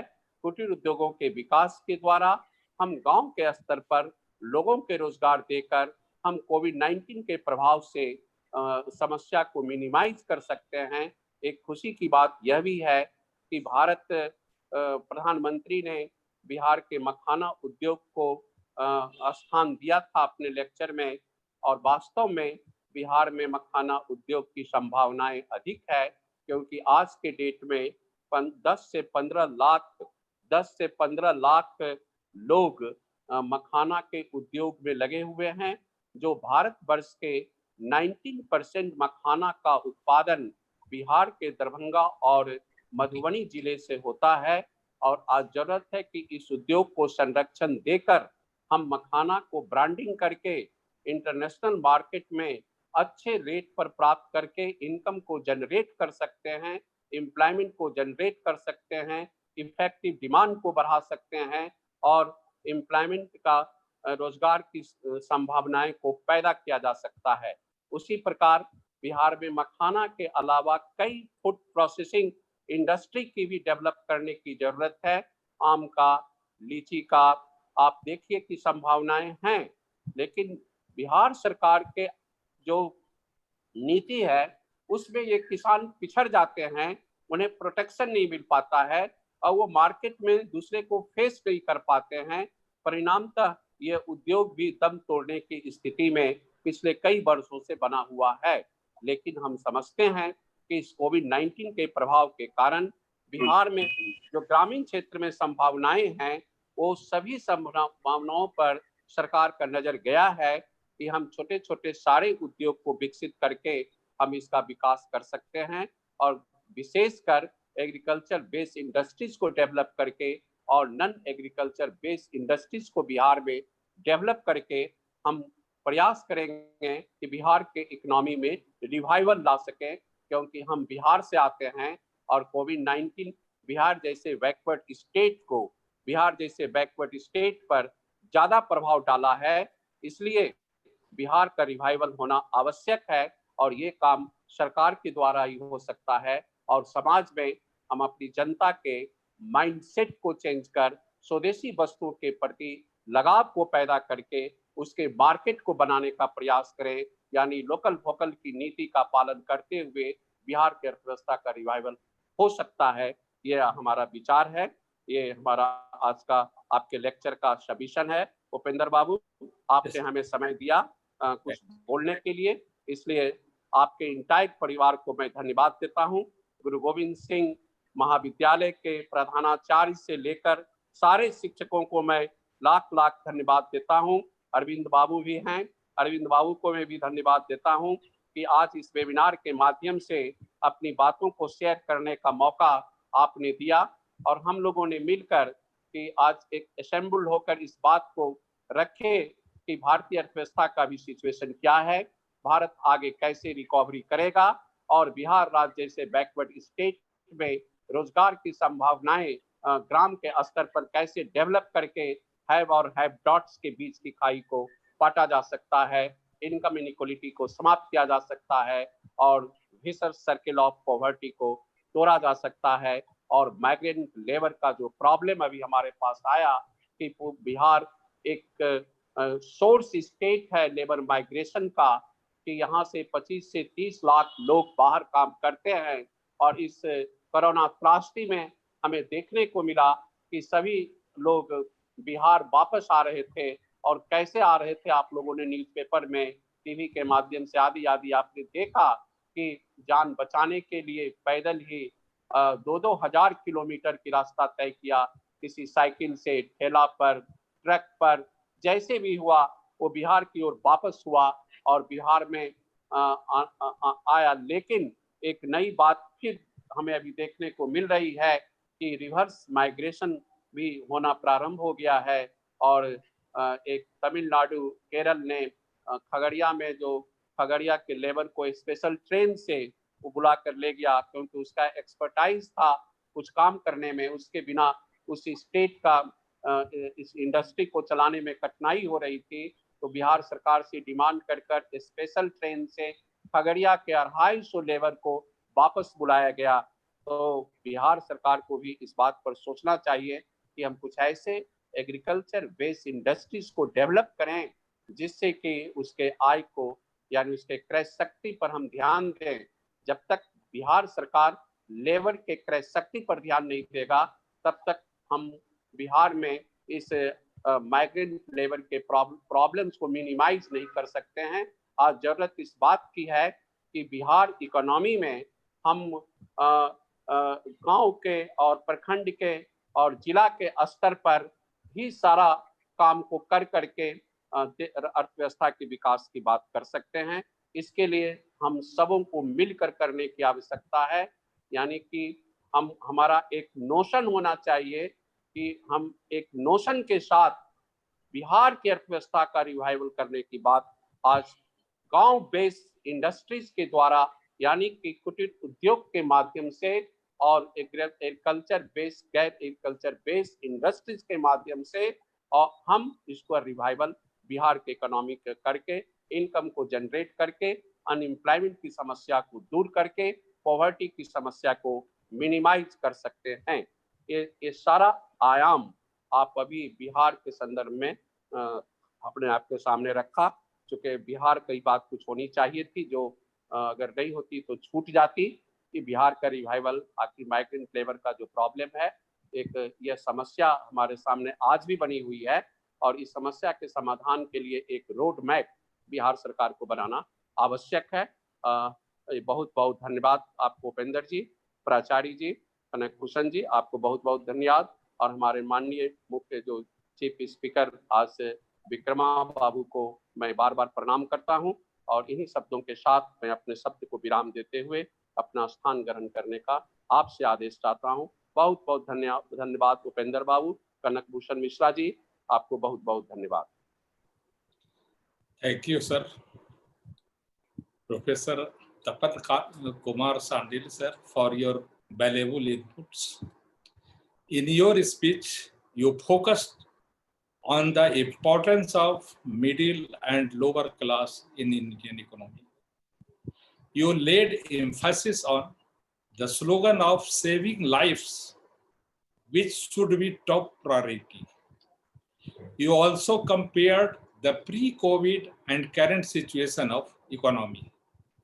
You also shared with us the research data of World Bank and Asian Development Bank. You also talk about a step taken by Government of India to revive the economy. Your slogan of think local, act vocal, act global. Yes, think local, act global will inspire us. Yes, sir.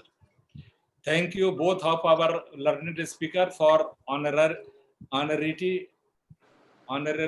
us with your research and knowledge.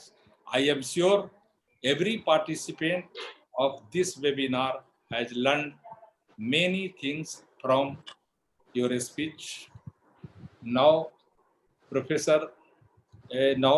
Vikas Kumar, Department of Zoology, our organizing secretary are requested to conduct interaction session. Over to Vikas Kumar. Vikas Babu, please. Thank you so much, sir. First of all, I would like to extend my very thanks to our. I want to raise two questions. Please give me chance. Upendra Babu, Sir, you can definitely ask. am I audible to you? Yes, sir. Am I audible to you? Yes, sir. Ambud Jha, sir. I am K. Yadav, Kushal Yadav. Okay, sir. Yes. So Yes, sir. unmute me, please. अब Please unmute me. Session है, इसमें सभी को chance मिलेगा जो भी बोलना चाहेंगे सर। हाँ, तो मैं बोलना चाहता हूँ, दो क्वेश्चन रेज करना चाहता हूँ before you started for the process of vote of thanks. I want to raise two questions from the learned speakers. अभी इंटरेक्शन सेशन है सर, उसी में तो आपको चांस मिलेगा। Interaction. 2 minute sir. Okay. Go on, Vikas. First of all, I would like to extend my thanks to our honorable chief speaker, sirs. Both of speakers were really remarkable in producing so many valuable facts, and you really brought us so many economic facts which are really valuable to us and valuable for the society and valuable for the higher education. Video बंद हो गया मेरा. Sir, Your video is stopped. Sir, sir आपकी आवाज आ रही है such केन Yadav sir, आपकी आवाज आ रही है स्पष्ट। केन यादव जी आपसे सुनना such a good- चाहते हैं हम लोग कुछ। both of you. Okay okay Sir, you all participants are most welcome in the interactive session.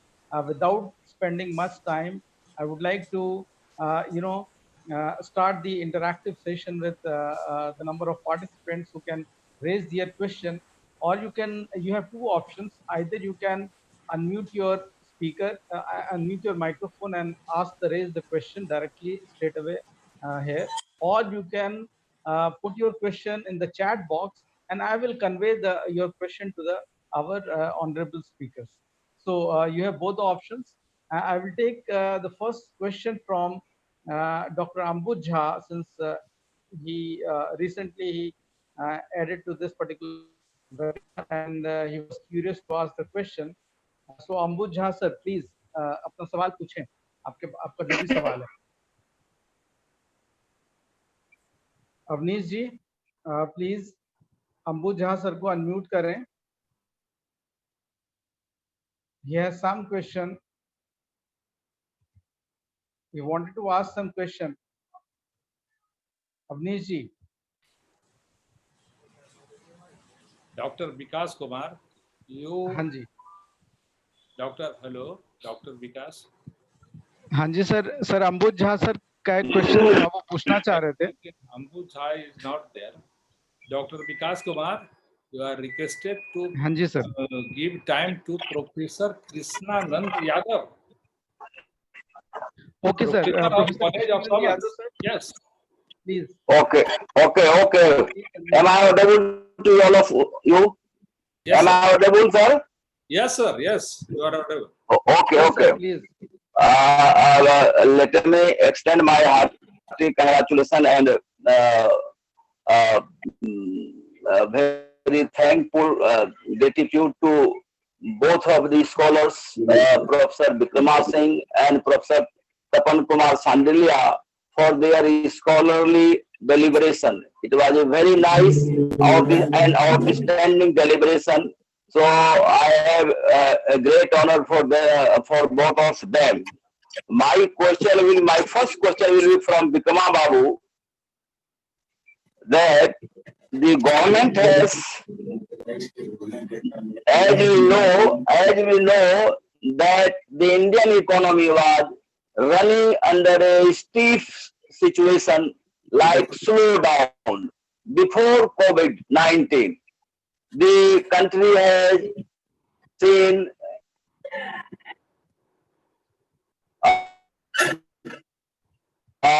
the retrenchment of and automobile sectors before COVID. So the country was running under a stiff condition, under great pressure. And it was a slowdown situation in our country.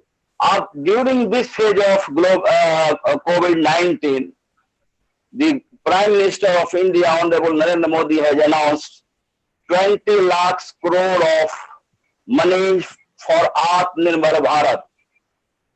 I would like to ask Professor Bikrama Singh whether it is a sufficient amount to re-equip the country, to re-stand the country, to restart the country in a new systematic manner, so that the GDP, which is falling very much, going very much low, and whether this kind of 20 lakhs crores of money will enhance the GDP of the country, or it will be nothing like a ऊंट के मुंह में जीरा, उस वही कहावत. So kindly emphasis on the issue whether Atmanirbhar Bharat will be succeed with the help of this 20 lakhs crore rupees or not, because I am very much doubtful of this statement, because when the government, this new government came in power in 2014, the government of India announced Make in India and Skill India programs, but we do not find anything. We are even today dependent on Chinese economy, even small things like crackers, pataka, very, very small things we are importing from China, and make in India became uh, proved to be a very unuseful thing. So on the basis of that, I can say that 20 lakhs of crore rupees for Atmanirbhar Bharat is not sufficient money. The government should come forward with more eggs. What will be the opinion of our honorable Bikram Babu? Please. जी जी जी जी, thank you Krishna ji. पहले तो मैं कहूँ आपको कि आप हमारे प्यार की जागीर लिए बैठे हैं और दिल में हम आपकी तस्वीर लिए बैठे हैं। Thank you sir, thank you. जवाब तो तपन जी ने दे ही दिया था इसका जो आप पूछ रहे हैं, लेकिन आगे की मैं बात करूं तो कोई भी जब रोग क्रोनिक होता है, कोई भी रोग जो है असाध्य होता है, उसके लिए दवा धीरे धीरे दी जाती है, धीरे धीरे दवा दी जाती है तो रोग समाप्त होता है। ऐसा नहीं है कि एक बैग जो है दवा पूरा का पूरा पिलाकर रोग को खत्म कर दिया जाए। ये 20 लाख रुपीज तो समझिए कि एक ओशन का आपको बूंद है, जिससे ये कोविड-19 के इम्पैक्ट को दूर करने में हमको लगता है कि सक्षम नहीं है, लेकिन फिर भी government is trying it's best. Slowly it will combat the problem. Firstly take the first sector, agriculture sector। इसलिए आप ये समझिए कि एक दवा का ये एक बूंद है, दूसरी बूंद बढ़ाई जाएगी, तीसरी बूंद दी जाएगी और अंत में देते देते 10 बूंद देते देते इस रोग को समाप्त किया जाएगा। तो अर्थव्यवस्था को पटरी पर लाने के लिए ह्यूज अमाउंट, इसको कहेंगे आपको पुश जो बिग पुश जिसको कहते हैं, जोर का धक्का देकर विकास करना जो है वो कभी अस्थायी नहीं, सस्टेनेबल नहीं होता है। सस्टेनेबल विकास जब भी होगा तब स्लोली धीरे धीरे होगा, उसके साइड इफेक्ट को साथ लेते हुए चलना होगा और डायमेंशनल चेंजेस करने होंगे। I think that I support your idea that this amount is not enough one, but yet it is a portion like a medicine that would recuperate the losses of India which has been experienced during the corona period. Are you satisfied or not? Are you satisfied?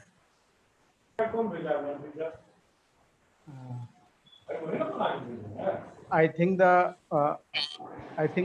the question raised by Dr. Saab, he must have got satisfied because such an invaluable answer in a lucid manner given by you, sir.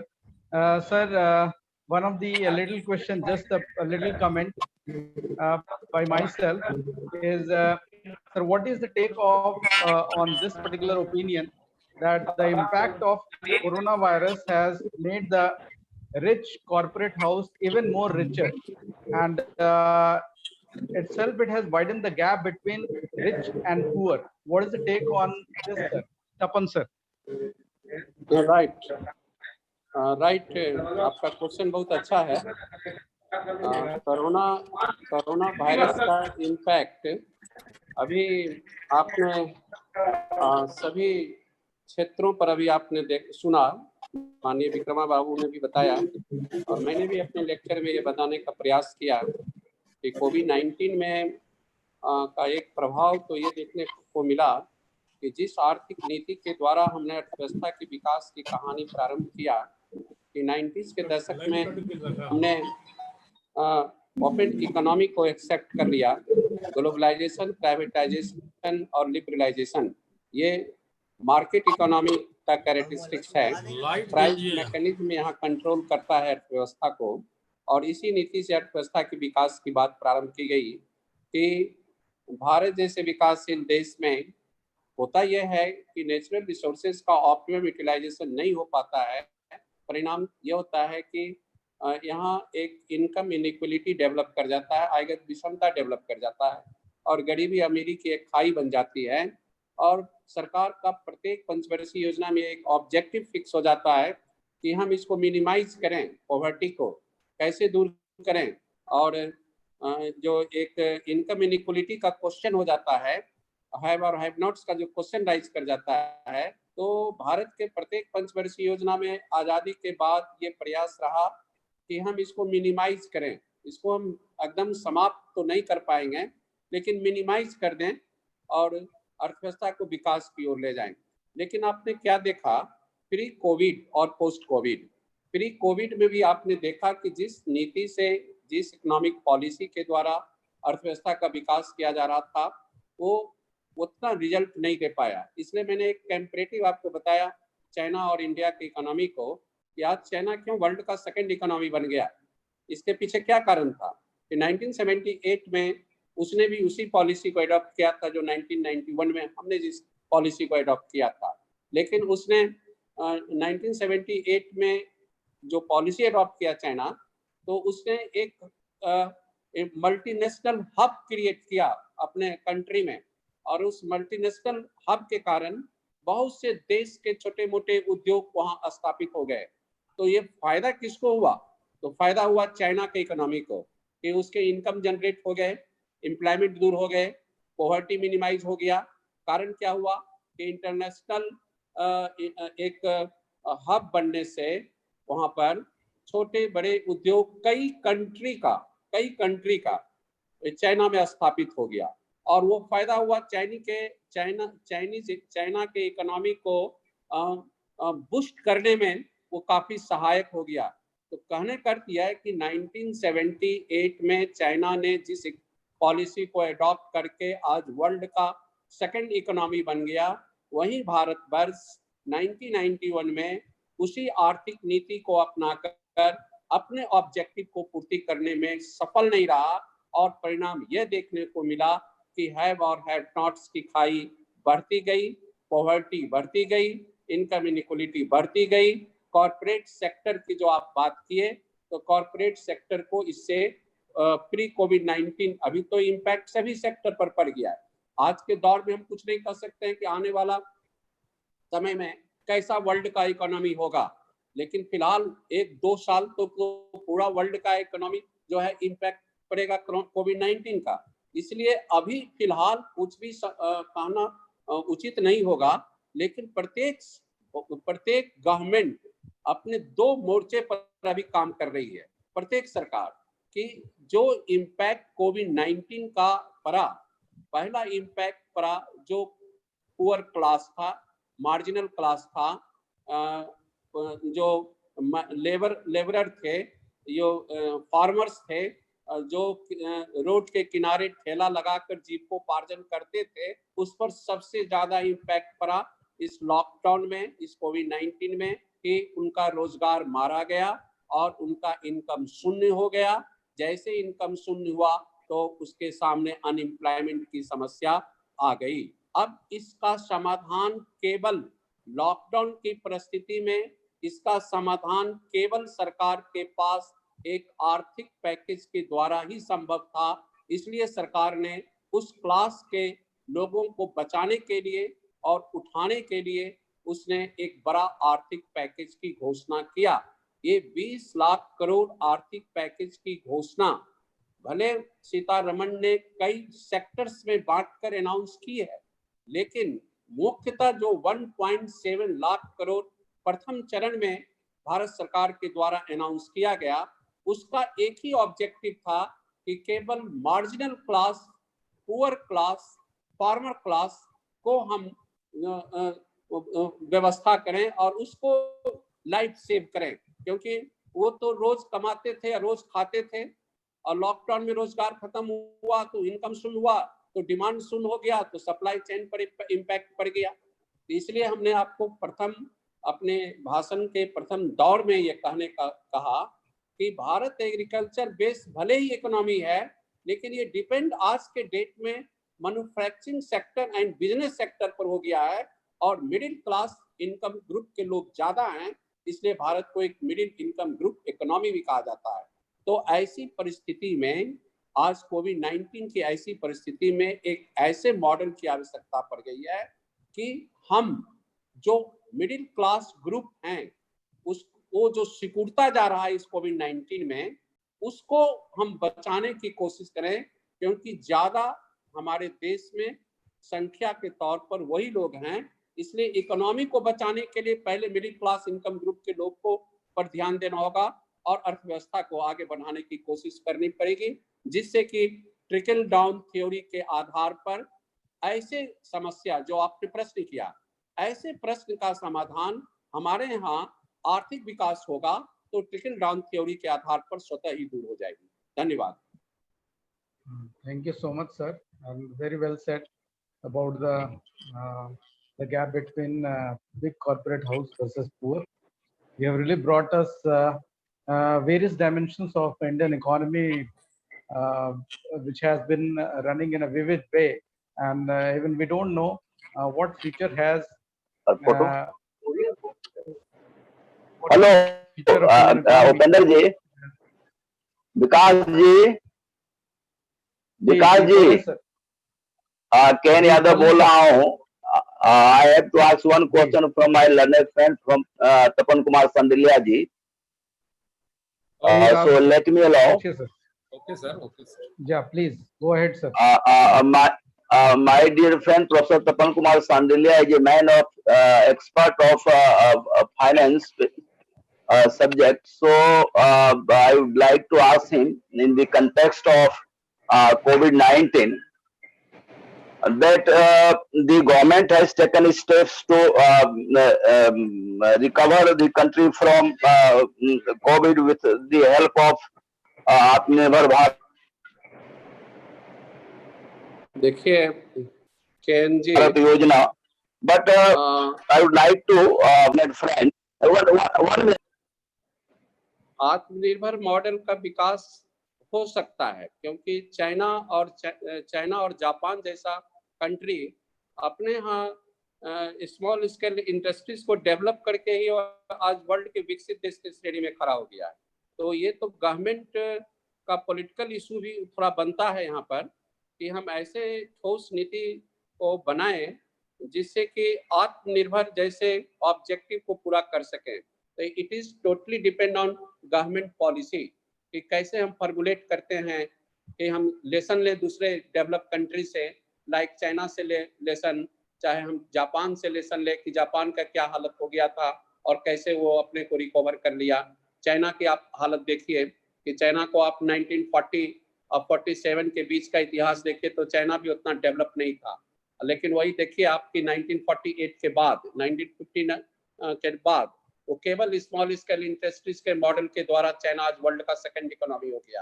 तो इसी Japan की economy को देखिए कि Japan की economy कितना develop कर गया कि सेकंड वर्ल्ड वॉर में वो बर्बाद हो गया था, उसके पास कुछ हेलो नहीं।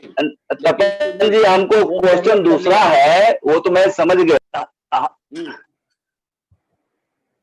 ये कहना है कि गवर्नमेंट के दृढ़ स्टेप करेगा कि आत्मनिर्भर भारत के मॉडल के द्वारा कैसे भारत का विकास करें। ये बनाना पड़ेगा, भारत को सोचना पड़ेगा कि एक रोड मैप बनाए, गो हेड बनाए, कैसे हो सकता है। ठीक है, सही बात है। मैं आ रहा हूँ बैंकिंग सिचुएशन के ऊपर। The RBI is the bank of bank in the country, and what will be the role of Reserve Bank of India in context of recovering the country from COVID-19? The RBI had to play a very big role, particularly in the period of crisis like COVID-19, or if the country running under very slow down situation. Okay. One minute. But the government has withdrawn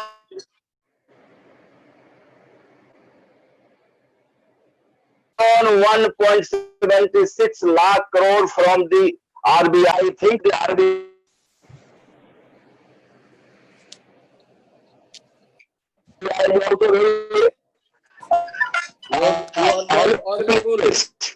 So what would be the role of RBI to country? I'm not audible. Yes, audible. Yes, I understand. understand your question, Mr. Kenji. Just I am going to give answer about your question. What will be the तो कृष्णानंद जी का मैं जवाब देना चाहता हूँ RBI के संबंध में। yes sir, behalf yes, of sir. Tapani, Let me complete my question, sir. Since the government had already withdrawn 1.76 lakhs crore rupees from RBI, so in this situation, RBI is also a helpless institution. Though this money was with RBI for the period of crisis like COVID, crisis like slowdown situation to meet the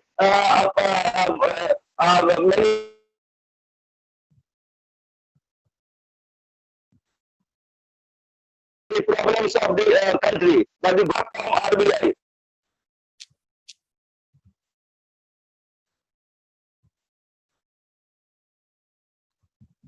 I think Krishnanand sir पूछ रहे हैं कि RBI का क्या role होगा कोविड-19 से Indian economy को उबारने में। Just I am telling about the question of Ken Yadav. Role of RBI is now limited is present time 2020. हमारा कहना है कि RBI के पहले 90s के दशक में और 90s के बाद भूमिका में बहुत बदलाव आ गया है। पहले रिजर्व बैंक अपने मॉनेटरी पॉलिसी के द्वारा अर्थव्यवस्था को कंट्रोल करने में सक्षम होता था, लेकिन आज के परिदृश्य में आज का जो सिनारियो है वो चेंज हो गया है। आज रिजर्व बैंक ऑफ इंडिया के ऊपर गवर्नमेंट का दबाव होता है और गवर्नमेंट के अनुसार रिजर्व बैंक ऑफ इंडिया अपने अस्त्र का प्रयोग करती है। इसलिए today reserve Bank of India is not free, जबकि उसे फ्री एक ऑटोनमस है, वो फ्री था अपने मॉनेटरी पॉलिसी को द्वारा अर्थव्यवस्था को कंट्रोल करने के लिए, क्योंकि रिजर्व बैंक के पास rate of interest is one vital tools for control of Indian economy. लेकिन आज आप देखते हैं कि पॉलिटिकल प्रेशर में he is not going to take decision to develop of our economy. तो आप देखिए कि role of Reserve Bank of India has change today, और विशेषकर इस कोविड-19 में शशिकांत जितने भी रिजर्व बैंक ऑफ इंडिया के गवर्नर का स्टेटमेंट आ रहा है वो पॉलिटिकल प्रेशर में आ रहा है और वो इकोनॉमी को रिवाइव करने की बात नहीं हो रही है। गवर्नमेंट जैसा चाहता है वैसा ही आज रिजर्व बैंक ऑफ इंडिया की भूमिका हो रही है। ऑटोनॉमी देनी चाहिए उसको। Yes, government should allow the autonomy to the RBI. Yes, monetary policy को अपनाने के लिए autonomy of Reserve Bank of India is essential, but today we had see there is no autonomy of Reserve Bank of India by the government. ठीक है, हम support करते हैं, आपके बात को सपोर्ट करते हैं, ठीक है। Okay, this is an answer to Professor Ken Yadav about the regarding role of Reserve Bank of India. Thank you. माने तब ना, केन यादव माने तब ना भाई। Ken Yadav is your student, sir. He is man of your school, sir. He is man of your school. गुरु से चला ही जागे हो गया है सब तो है ही भाई। मैं मान लिया the autonomy of RBI has been seized by the government of India. Okay, thank you. His role is हमारा ही विचार नहीं है, तपन जी का ही विचार है ये। मेरा विचार है कि रिजर्व बैंक ऑफ इंडिया का रोल सीमित वास्तव में हो गया है। Role of Reserve Bank of India का रोल वास्तव में सीमित हो गया है। अब बिना वो कोई काम ही नहीं कर रहा है, तो ऑटोनॉमी रहा कहाँ? गवर्नमेंट से पूछ कर वो करता है। रेट ऑफ इंटरेस्ट कैसे रहेगा? The post of Reserve Bank Governor is the post of economist, and his man of history is there. How the autonomy will be maintained? Naturally, it will lose. Thank you for your excellent answer. Thank you. Okay, thank you, sir. By taking this momentum of this interactive session, I would like some economic students to raise some question, because this webinar is supposed to be for them also. So if any students from economics background who can ask your question, valuable question to your to the honorable speakers. Anyone here? Yes, sir. Hello. Yeah, please. Sir, I am आप सवाल Adarsh Kumar, पूछें. sir. Yeah, Ji, others, ji. Sir, please. I would like to thank you, sir. Yeah. Sir, what should be the comprehensive action plan to deal with COVID-19? Yes, Especially, sir, like issues on hidden hunger or poor preparedness in medical sector as medical infrastructure, PPE kits. Yeah. तपन जी हाँ तो sir. बोल ही चुके हैं, इस पर बता दीजिए आप। नहीं, आप तो इस पर विद्यार्थी का बोल चुके हैं। प्रश्न बहुत सुंदर है, हम उसको वेलकम करते हाँ, हैं। ना आप ये बोल सारी चुके हैं, इस बातें पर बोल हम चुके लोग हैं पहले ही। अपने स्पीच में सारी बातें हमने किया है कि आप बोले हैं। फर्स्ट स्टेज में गवर्नमेंट ऑफ इंडिया ने 1.7 लाख करोड़ का पैकेज इसी काम के लिए दिया था। जो विद्यार्थी का क्वेश्चन आया, तो वो गवर्नमेंट ने, चूंकि वेलफेयर स्टेट में रोल ऑफ स्टेट बहुत इंपॉर्टेंट हो जाता है और इस लॉकडाउन में गवर्नमेंट की चूंकि भूमिका बढ़ जाती है, तो ऐसी स्थिति में गवर्नमेंट ने 1.7 लाख करोड़ का आर्थिक पैकेज और पुअरर एंड मार्जिनल मैन के लिए उसने दिया कि हम उसको कैसे सेव कर सकते हैं, हम उस क्लास को कैसे आर्थिक सहायता पहुंचा के काम कर सकते हैं। तो पहले स्टेज में 1.7 लाख करोड़ का जो पैकेज सरकार का था, वो पैकेज के पीछे यही उद्देश्य था कि हम इसका समाधान पहले करें, तब आगे आर्थिक विकास की बात करें। तो यही प्रश्न का जवाब है हमारे विद्यार्थी कि आपने जो क्वेश्चन किया, उसका पहले चरण में भारत सरकार ने अपना एक पैकेज देकर अर्थव्यवस्था को विकास प्रदान करने का प्रयास किया कि हम गरीब लोगों को, किसान को और जो श्रमिक प्रवासी श्रमिक हैं, वो सभी को हम आर्थिक सहायता के द्वारा उसके जीवन को बचाने का प्रयास करें। और लॉन्ग टाइम में फिर धीरे धीरे, जैसे माननीय हमारे स्पीकर विक्रम बाबू ने आपको बताया अभी कि कोई भी समाधान जो करेंगे वो लॉन्ग पीरियड में ही धीरे धीरे धीरे हमें दिखाई पड़ेगा कि हमारा जो नीति होगा वो अमल जब हम करेंगे तो उसके द्वारा समाधान हम धीरे धीरे हमें दिखाई पड़ने लगेगा। लेकिन अचानक गवर्नमेंट के सामने कोई प्रॉब्लम्स आती है तो वो गवर्नमेंट अपने टूल्स का प्रयोग करती है, यानी वो ये फिजिकल पॉलिसी के द्वारा इसको समाधान करने की कोशिश करती है। तो यहाँ फिजिकल पॉलिसी के द्वारा गवर्नमेंट ने इस समस्या का मिनिमाइज करने का प्रयास किया है और हम हद तक बहुत सीमा तक सफल भी हुए हैं। अलग बात है कि बहुत से लिंकेजेस होता है और उस लिंकेजेस के कारण कठिनाई होती है, लेकिन गवर्नमेंट का प्रयास है कि हम पहले स्तर पर इन लोगों का जीवन यापन के लिए एक जो भी अमाउंट हो उसको देकर काम करें। जैसे अभी माननीय प्रधानमंत्री ने 2 दिन पहले ही अनाउंस किया कि हम अपना जो गरीब कल्याण योजना है उसको नवंबर तक हमने बढ़ा दिया है। देश के इस कोरोना कोविड-19 के प्रभाव को देखते हुए भारतवर्ष में नवंबर तक के लिए उस आर्थिक कल्याण गरीब योजना के तहत जो भारत सरकार सभी को अनाज देकर या खाना देकर जो अपलिफ्टमेंट का काम करती है, वो एक अनाउंसमेंट हुआ है। तो ये इस प्रकार सरकार प्रयास करती है कि हम कैसे काम करें, क्योंकि सरकार की ये ड्यूटी बन जाती है ऐसी स्थिति में। माने कोविड-19 के सिचुएशन में प्रत्येक प्रकार के सरकार की भूमिका बढ़ जाती है कि हम वैसे जो पॉवर्टी लाइन के नीचे उनको हम आर्थिक सहायता के द्वारा उनको जीवन का हम उठाने की कोशिश करते हैं। धन्यवाद। Very good, very good. बहुत बहुत धन्यवाद sir, and I hope that all the participants must have benefited from such a wonderful speech and answers given by our honorable speakers, and really it was a wonderful time with you sir. And now taking time into the consideration, I would like to request Dr. Umesh Kumar sir to please give the vote of thanks in this webinar. Dr. Umesh Kumar sir, please unmute हो vote of thanks के लिए। Yes. Yes.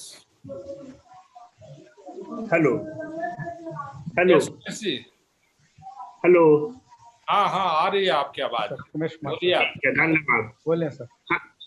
धन्यवाद ज्ञापित करने हेतु मुझे आग्रह किया गया है। सर्वप्रथम मैं पाटलिपुत्रा विश्वविद्यालय के माननीय कुलपति प्रोफेसर गुलाब चंद्र राम जायसवाल महोदय एवं अपने महाविद्यालय के यशस्वी प्राचार्य प्रोफेसर डॉक्टर कनक भूषण मिश्र जी को धन्यवाद ज्ञापित करता हूं, जिनके कुशल निर्देशन में यह वेबिनार का कार्यक्रम सफल हुआ है। इस वेबिनार के प्रथम वक्ता एवं हम लोगों के गुरुदेव रहे प्रोफेसर विक्रमा सिंह, जो मगध विश्वविद्यालय के भूतपूर्व अर्थशास्त्र के विभागाध्यक्ष रहे हैं, डीन रहे हैं, छात्र कल्याण पदाधिकारी रहे हैं, तथा जिनके निर्देशन में बहुत सारे छात्रों ने अपना पीएचडी सफलतापूर्वक संपन्न किए हैं। मैं उन्हें धन्यवाद तो नहीं दे सकता हूं क्योंकि वे हम लोगों के गुरुदेव हैं, इसलिए मैं उनके प्रति अपना आभार प्रकट करता हूं। महाविद्यालय परिवार अपना आभार प्रकट करता है और उन्हें कोटि कोटि नमस्कार करता हूं। आपने अपना बहुमूल्य समय दिया है और हम लोगों को जो अपना गाइडलाइन दिया है इस विषय पर, जो आपने सार्वजनिक भाषण रखा है और तुलसीदास जी को कोट किया है, उत्तरकांड रामायण की 121वीं जो है उसको कोट किया है, इस हेतु आपको आपके चरण कमलों में हम लोगों का प्रणाम है।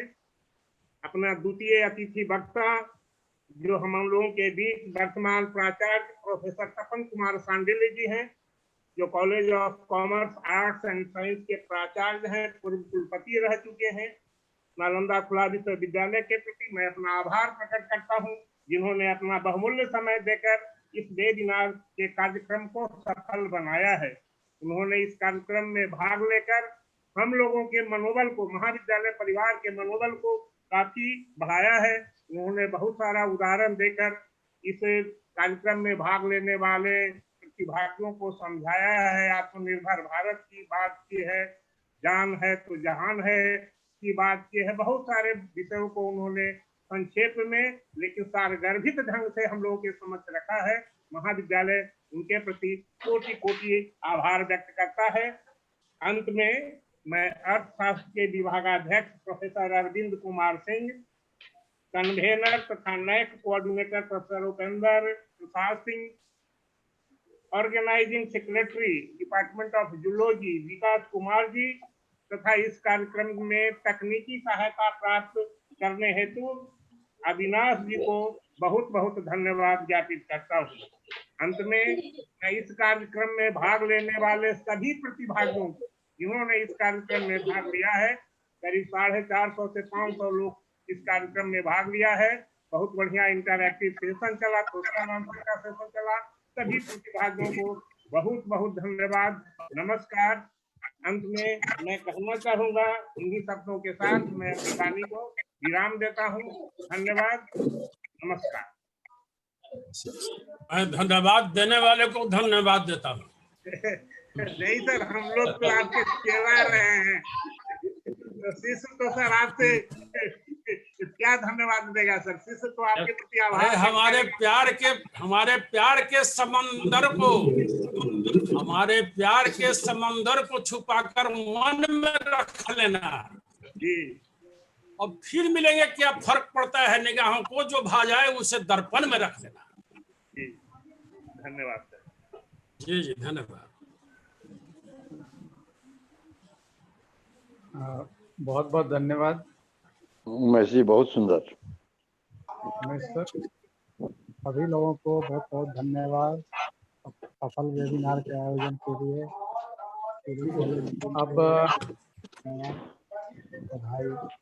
अब मैं इस वेबिनार के धन्यवाद भाई सभी लोगों को, सभी लोगों को धन्यवाद भाई जी। इस वेबिनार हम के समापन समारोह की तरफ हम लोग अग्रसर हैं और सबसे लास्ट में मैं चाहता हूं कि सभी खड़े होकर हमारे नेशनल एंथम का जो राष्ट्रीय गान है उसको गा के इस वेबिनार का समापन करें और ब्राइट फ्यूचर की तरफ हम देखें और इंडियन इकोनॉमी डेफिनेटली रिवाइव होगी। और I would like to request to all of you to please get up and join the national anthem. Awanish कृपया नेशनल एंथम को चलाएं। जन गण मन अधिनायक जय हे भारत भाग्य विधाता, पंजाब सिंध गुजरात मराठा द्राविड़ उत्कल बंगा, विंध्य हिमाचल यमुना गंगा उच्छल जलधि तरंगा, तब शुभ नामे जागे तब शुभ आशीष मांगे, गाहे तब जय गाथा जन गण मंगल दायक जय भाग्य विधाता, जय हे जय हे जय जय जय जय हे। भारत माता की जय। भारत माता की जय। वंदे